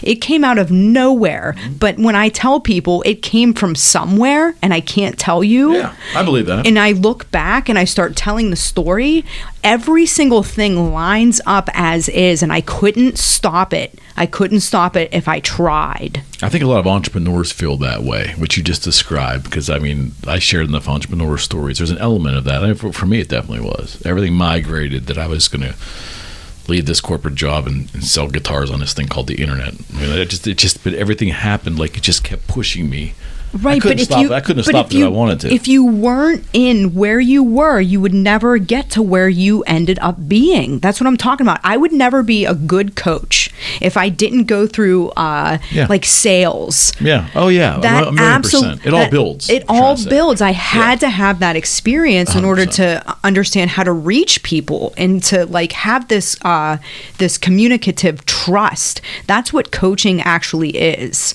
It's like not about having the right answer, because I say all the time, I don't know the answer. Sometimes I'm like, let's just try this, right? Because I don't have all the answers. I'm humble enough to know I don't know everything. Yep. Right? But like, let's try this. I have all these experiences leading up to now, but because you are you, I have to meet you where you're at. Yeah. You're not the same as him. So I can't do what I do with him. I have to do what I do with you. So, and that's the art. Like, that is your creative being coming to fruition. So, like, am I guided by something? It's my creativity, if I would say it. It sounds more like you're on a mission, doing something that you were basically made or built to do. I think I am, but I don't know that answer. But that's enough, though. I think if you think it and you feel it, that's good enough. I guess so. Am I doing the right thing, though? I think about it all the time. That. Exactly. And we probably die on our deathbed and we go, did it ever matter that if I was doing the right thing? I just did it. Right. I mean, like, you just does it do matter it. if it was right or wrong? I just did it. Right. We are arbitrary. I did what I did, and like I got regrets, man. Not many, but I got a couple. Like I look at my kids and their life and the people they met just like unwound. If I had not gotten divorced the first time, and I wear it, right? My children's life could have been a lot different. Maybe it wouldn't have been as good as it was. I don't know that, right? But it would have been different. My decision, my selfish decision to chase my own dreams, and then it didn't go in alignment with my first wife. That decision had effects on them. And when you're doing it, they'll be fine. I'll be fine. They'll be fine. Everybody will be fine. They kind of were, but to your point, every move I made, every trip I took, every decision I made, every dollar I spent yielded the next thing. And, different people entered their life, and she, got reconnected with somebody, and that person and their family entered my children's life. It all worked out tremendously well, I think. But it was different. Because their life changed massively because of my decision. And that's weighty. And I think it's weighty because I think enough about it and I wear it, but I also try to understand that. I'm not convinced a lot of humans do that deep thinking to be uncomfortable like that, but I've done it. And I get uncomfortable. I need to be. Well, something was trying to shake you awake. Maybe. 100%. Yeah, maybe. Why would you make that choice then? Yeah, maybe. But to your point, it's like it's almost, to some degree, the age that I'm at now, I'm far from old, but I'm in the later years of my life. When you look back and reflect on it, a time component starts to take in effect. And when I start weighing what is right or wrong, was this a good move, bad move, and then you step back from it in a second, you go, does even those questions fucking matter anymore? I mean, it's done. Things are generally pretty great. And I got great time ahead of me. So to rehash all of that, if it's not a particular learning moment that I need to revisit, if it's just a matter of just pondering yes or no, bad or good, regrets or no regrets, is that wasted time? And I come to the conclusion, yeah, it kind of is. It kind of is at this point in my life, I don't know. Because none of us are to change anything we've done. It's like, so we got to quit spending time lamenting. But thinking about it makes you maybe spend more time. It does. When you're making decisions now. Well, I learn. I've learned some hard lessons. Because there's more weight today in the decision that was made then than there was then. Because you get to see everything that has come from that decision. And at the time, you don't have the opportunity to do that. Evaluation's easier now because I have the data. Right. The data was unknown at the time. Right. So the decisions you make today might be a little more weighted. Yes. And it's a teachable moment for myself, and I don't know. why I love talking with you guys and gals is because, humility is at the key to do this right. To have an honest conversation on a panel, you got to have people that are humble enough to, and I think that there's not enough people walking around today that I encounter that appear to have enough humility, at least conversationally. You just don't want to have anything, you don't want to go to those steps to talk about anything of consequence because there's preconceived notions are already there because we just can't be humble. Oh. Or maybe the curious thing, right? I think curiosity and being driven by curiosity introduces your like humble side almost, because it's like, does that make sense? They kind of like hold hands together. So is it impossible to be purely curious if you're not humble? Yes. There you go. Maybe that's it. You hit it. You hit the nail on the head. That might be it. Or you're a fool, right? Well, I don't think I'm a humble person, but I'm definitely humility. I think you recognize humility. I don't confuse. That's different. I never confuse pure confidence with humility. That's different. You don't confuse those two. I don't think I'm confusing it. I don't. I think it's just a different perspective. Okay. Well, you know what you know. Yes. And that you are confident in knowing what you know. But you know that you don't know things, and you're okay with that too. Yes. I think maybe. Yeah, but I don't think that's humility. You're accomplished. Because I just, I know enough about you to state that. You're an accomplished individual. So I wouldn't confuse that with lack of humility either. And knowing you're accomplished and knowing the things you've done, right? Okay. So I wouldn't confuse that as a negative with lack of humility. I don't see it that way. Humility to me is really more of a philosophical thing, as opposed to a reactionary emotion. Yeah, right. I don't think it's reactionary. Yeah. Some people do that. They say humility is something you have to wear as a badge of honor. No, right. And I don't think it is at all. I hate when people say that, and it's like, no, it actually allows me to be so attainable in a way, and that's the ticket. Approachable. Yes. Right? And I can turn that on and off. It just depends on... Do you know... I know you know what I'm talking about, because sometimes you are not in the mood. You are never in the mood. Steve, you're just like... Right? Just stoic. But we want to know. You're the one that we actually want to know about, because everything's happening in here. Yeah. You can let it out. You need your own show. You say that now, but I talked to you about this. I know. This is, I don't even know. I just don't think. In fact, I think, do we still have it up there? Right there. I ask people to bring humility, actively listen, seek to understand if possible, and find common ground. If we have any course discussions, that never happens here, but. That humility thing, bring humility to the table, man. It's like, because you are not better than anyone else. I mean, if we are competing, and this in is some not a realm, competition, right? But in life, right, you are no better than anyone else, and no one is below you. We are all equals. All right. Before we wrap this up, though, I want to add one more question to this, because you brought up a good point. So, I proposed this question to a couple other groups, and they looked at me like I was insane. But let me throw this out at you.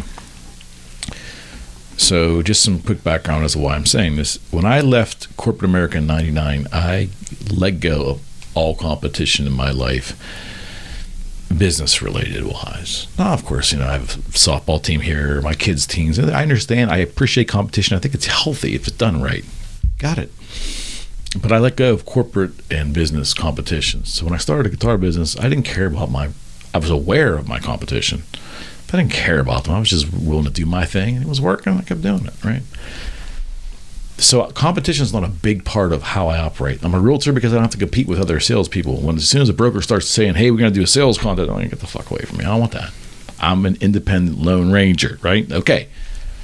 That being said, do you think that this social media drenched society, especially the past 17 years through the creation of the mechanics of these apps, do you think that it has made our society uber competitive with each other and everybody? Maybe not in your face all the time, but has it made competition or have put competition at the forefront, possibly in unhealthy ways? Or not that competition's bad, but this type of competition in many ways amongst each of us using these apps. Do you see competition? I think that's misunderstood, actually. I think that we misunderstand because we are almost like our own brand when we come to social media, if we want to put it in like marketing terms, right? So I put out what I want to deliberately to send a message. I could put all kinds of things out there. I choose not to. Pictures of your feet and things. Did you see them? Did you see? Ah, boy. Now it's like cryotherapy. Here we go. Now it's like cryotherapy. Like, give them background. During the pandemic, when your first show's on here, she said that like there's just people that are making all kinds of money taking pictures of their feet. There are. And we were like, there are. Feet finder. Yes. It's a thing. Yes. Look it up. Yes. I believe you, but that's just, I mean, okay. Wait, what was the original question now? No, the question was, are we basically all in competition with each other? Has social media put us all in competition with each other? It's misunderstood because it creates it in a way, but again, if you don't have enough discernment to like stand in your light, right, then you misunderstand it and you think, I got to compete against this person so I can get likes, and they can't get. Everybody gets so that's likes. The currency then. But everybody gets likes. Okay. If you understand everybody gets likes, everybody. Do you think we're competing against each other? Mr. Runner. Right? I run 50-mile races. I know, right? There's definitely that comparison standpoint, just online. It's everything you look at is someone trying. Most people, not everybody, they're trying to come off a certain way and project this perfect image or whatever, and everyone knows that's not the way it is. I try and post as much realness as I can. I just post about me, and that's it. Sometimes it's good, sometimes it's not. But the whole comparison thing and the competition, like when I first started running, I was definitely very competitive, and I saw myself getting faster. So I was like, all right, I want to beat this guy. Sure. But you learn pretty quickly there's always going to be someone better than you. Yeah. And it doesn't matter what you're doing. Might not be in your immediate circle, but there's always somebody. But I would think that's going to be better. Competition could be healthy, though. It does, but I think for me, I think just comparing to yourself, like who you were yesterday, and just keep trying to grow. Okay. Know what your values, whatever you're doing, and find out what's going to help you to grow. And like you said, with the goal setting too, is just you always want to, even just baby goal, like this goal, I'm doing this a little bit more next time. As long as you keep doing that, you'll grow. Absolutely. So I think definitely just comparing to yourself. Competition with oneself as opposed to everybody else. Do you think we're in competition to everybody? Even if you don't feel that way. Yeah, think about it. It's one of the reasons why people only post the good stuff on social media. and it's kind of funny. The highlight reel. It's funny, though, because when you look at the people who don't, you have two different breeds of social media. So you have the I'm winning, I'm up, okay? And then you have like the Debbie Downer, where life is always sucks, it's so awful, we need a prayer, something like that, okay? So there's always one person whose life is just the epitome of just a string of awful things that happens to them, okay? And but they don't want to take self accountability either. Well, it's that, but they're competing for the other people who have sad lives, right? Okay, so there's the built-in race. Oh, right there. and it's that's it. You have 10 million. My prayer chain. Sorry, requests are bigger than your prayer chain requests. It's so true. I can't stand it. I really can't. But then you have the people who always post the wins, okay? And they're, I did this, we were here, I ate this fabulous meal, I'm on the VIP. They paid for the VIP. If you pay for the VIP, you're not a VIP. Just so everyone knows, okay? It's not real. Please note, if you paid for it, you're not VIP. Yeah. So yes. So we're gonna go ahead and we're gonna, Yes, everyone is competing with everybody else on social media. They are. Is it healthy? Societally. Hold on. So it can be, I think. Okay, and this is why.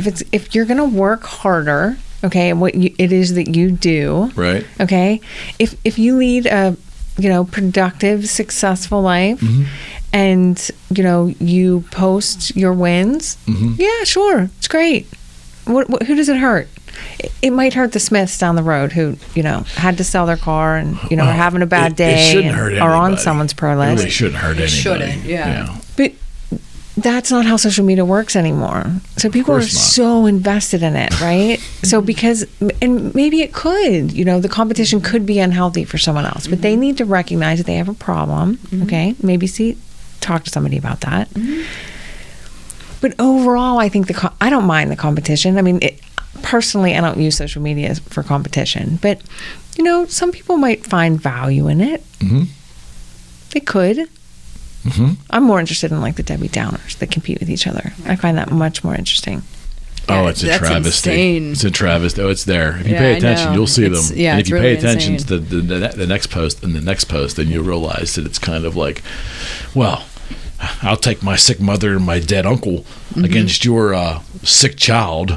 That's only one person. I got two people in my life that are in distress. It's like that sounds insane, but that is essentially what plays out. Yeah. It's fucking nuts. Yeah, but people have been like this before social media. It's just on display all day long now. Right. It gives them an outlet to then like boost themselves. It's like the one up. We want to be important. How do we do that? And it's in all aspects. It goes with intention too, I think. Just like if they're posting that to get the sympathy and everything and to get the attention, then 1,000,000%. it's not. But someone could post something that for them was, uncomfortable and something bad that happened to them, but their intention is to post it to help other people going through the same thing. Then I think that shows through also. Like you know whenever, Yeah, there's a difference in your intention of vulnerability is kind of like what you're saying.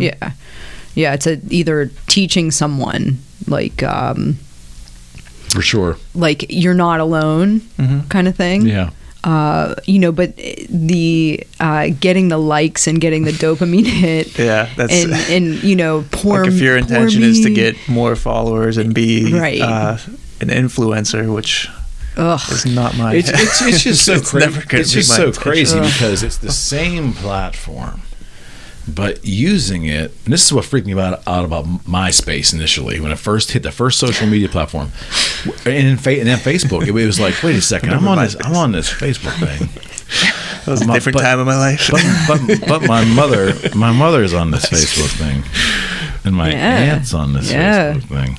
I mean, it was like the same thing, but everyone's on it. So here you have this thing, Instagram, open to everybody, 13 and older, I think. Is that what it is? I think so. Yeah. They're all on the same platform.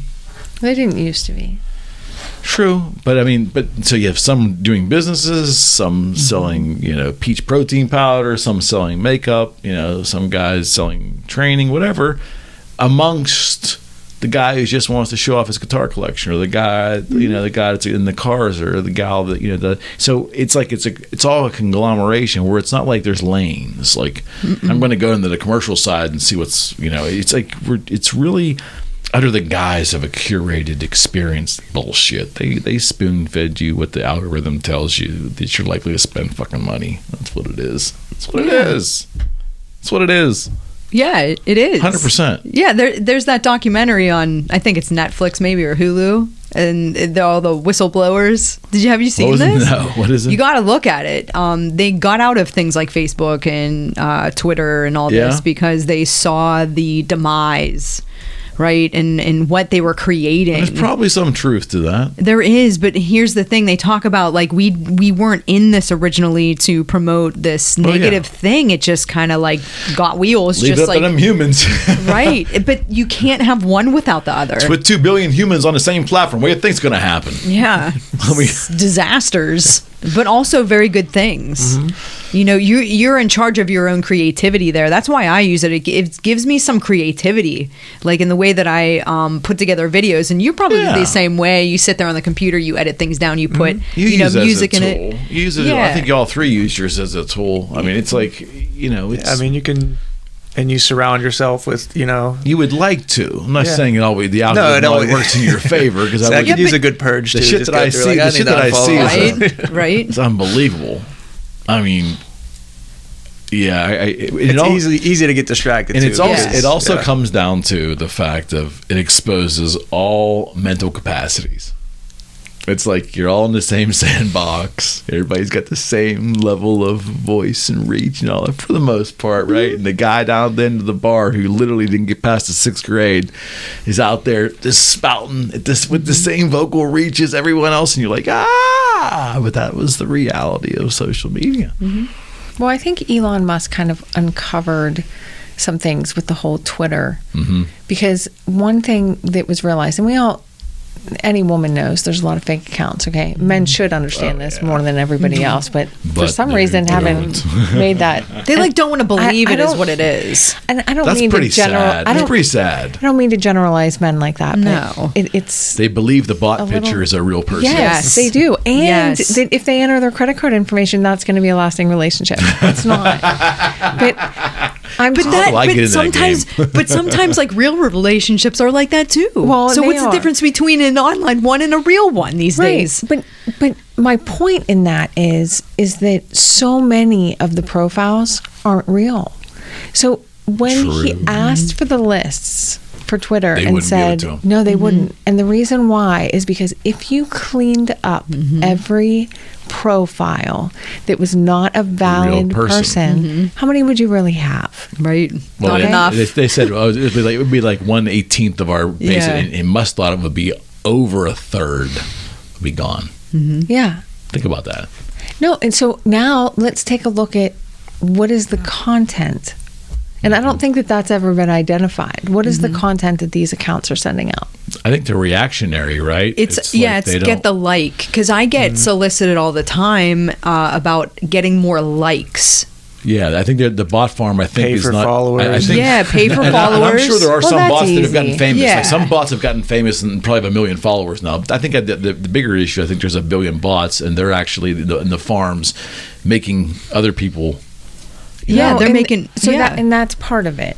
So the bots get in, and what ends up happening is if you're identified through the algorithm, then you go viral. Yes. Okay, and then when you go viral, then all of these bots then increase. Okay, correct. Your following. Correct. It doesn't mean that you have more followers. No.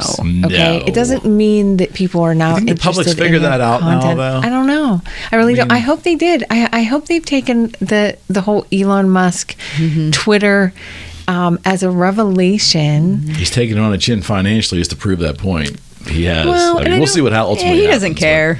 Nah, I don't think he actually does. I don't think he cares. Well, look. I mean, you could look at Trump and say how much money has he, lost and found and earned and lost, and when you look at that, I think the world's most successful men in one way or another are comfortable in that situation. 1,000,000%. Because they know that if they have to start over, they can just start over again. It's called confidence. Right. Yes, 1,000,000%. Yeah, the uncertainty, and because that goes against conventional wisdom, that humans look for certainty and comfort. Those guys don't care. I mean, I'll do it again. I did it once. I'll do it again. Yeah, it's just not necessary. I've done it 25 times. I'll do it 26 times. Yeah. Right. They don't have to feel comfortable. 26 bankruptcy courts. Well, he's been bailed. At least he's been bailed out. It's consistent. He's been consistently bailed out, and this is his the only thing that he knows. Yeah, right. So that's his. He knows truth. the system. Yeah. So he exploits it's like it. he said in the debate. I think he said something like, you'll never change the tax law because I exploit the tax law every fucking time. Right. And you want me to stop? Okay, just change the tax law, but you won't because it benefits all your friends. Right. I mean, I'm not saying the guy's a hero, but in that instance, he said what everybody wanted to hear. He's the anti-hero. He's the quintessential anti-hero. People hate him, but he's saying certain things that are like reality, and he plays up. And he's a character, for goodness sake. He's a character. He's just a character, and we all watch him. We all do. I do. Oh, people have made millions just by his existence. Right. It's hilarious. Just his existence. But I don't need to agree with him. I just watch it because it's a train wreck. Well, it's a cartoon. We live in a cartoon. You say this all the time. I think about it. Look around. Yeah. I mean, it's a cartoon. The question is, who's Bugs Bunny and who's the Roadrunner? We don't know that. Right, like what's the point? What's the point? Yeah, that's my whole point. What's the point? That's the part that bothers me the most. But what is the point? I don't think we really want to find out. I know. I think we love the state of confusion because we have something to look forward to tomorrow. Just the pot keeps stirring. Yeah. And then it'll slow down and then it'll There's never going to be a again. resolution for most things. There's no way. Whether wars or whatever. I mean, things like they ebb and flow, but there's really never. Do people ever win wars? Have you ever had anyone that said they're declared the winner? I think Mm-hmm. you could say the Allies won World War II. I would think the venture to say that the Germans and the Italians were crushed in World War II. Yeah. I think so. You can safely say that. Although I never found Hitler's body. Well, I mean, we do conspiracies it's so on this strange, you know. He's in South America. You elect Argentina. a president. Yes. And someone concedes, right? You won. You won. So in war, do they? No one wins. No one. Not one person. Well, How do we know, like, it's over? Right. Like, Good point. You've won. We have to sign I think it's the a treaty. declaration of treaty or some bullshit like something. that. In history, there have been declarations Not modern that have been made, times. but No. It just continues. We say stop. And then we'll pick this up in about 20 Oh no, years. we're gonna stay there and we're gonna or hold your occupy. hand. We're gonna build you back up again. So food for thought. Yeah. Food for thought for our third show together. Oh, God. Last one. Don't you find it interesting in what's happening today? And for just again looking at a 100-mile view, I'm not picking a side or any nonsense. Isn't it interesting that they're killing each other? Because that's what war is, right? But there's a rule book and a playbook, and we trying to abide by the playbook. It's a fucking war. I thought war, tanks, blowing people up, but there's also a playbook. Well, there's a reason for that. There should be a playbook, though. There have to be rules to war. But it started with a There's always been rules to war. terroristic Right, but thing where killed a bunch of people. There's always been rules to war. If there was rules in society, that wouldn't have happened. Yeah, but they were underneath a role. Like they were underneath an oppressive role for the longest time trying to get out. It was their land originally, and then they were being ignored, and so then they just said, and boom. raped slit a bunch of babies' throats. I know. What I'm saying is, I know it's not the right. Like a right. Right. But they're saying, fighting fire with fire. Right. But when you're trying to tell me there's a rule book to terrorism. Wait, did they have a rule book? I don't know. Did ISIS have a rule book? I mean, I know we have a rule book. Yeah, but I don't know that they do. Or they'll just call it their... The Convention suppously is I was just going back to to World War II, and there's elements in there for war crimes and things. But I just find it funny. Like it's also so it's almost like you're telling me it's war, death, and destruction, and yet you're treating it like the NFL. There's like it's a game then, right? It's not a game, but you're telling me it's being played essentially kind of like a tit for tat. Oh, pause for review the rules, and I don't know how that works. Well, remember in the Civil War, they used to line up and say, like, we'll see you tomorrow morning. Yeah, right. Okay? And then we're going to line up the cannons, and you're all going to stand in a line, and we're going to blow you up, okay? And then we march. After we're going to advance another 10 feet, and then we're going to shoot you again. Yeah, it's a game. And then after that, we're going to advance another 10 feet, and then we're going to shoot you again. And whoever has more people left when we get to the top of that hill wins. That's what kind of Russia's doing with Ukraine right now, right? They're throwing bodies and just throwing them in front. So I think there's always been rules to war. It just seems funny to me. I think there was a bunch of men with wigs on that made that rule. Powdered wigs. Yeah. And I think that it's just kind of carried on in tradition. It's like a farce. It's a weird... They're still wearing those wigs in the court systems in England, right? They're still wearing those. They do. They do. Oh, they are. Yeah, they wear the garb. Do they make the women wear them too? Yes, they do. Oh, I man. believe they do. Do they powder them things like white, or what do they do? They're baby white, right? powder? Or? Yeah, they're white. With the curls. With the curls. The thing. They yeah. wear them. Wow. Oh, that's the perfect closing for you. That was good. It was perfect. Thank you, my friends. This was outstanding.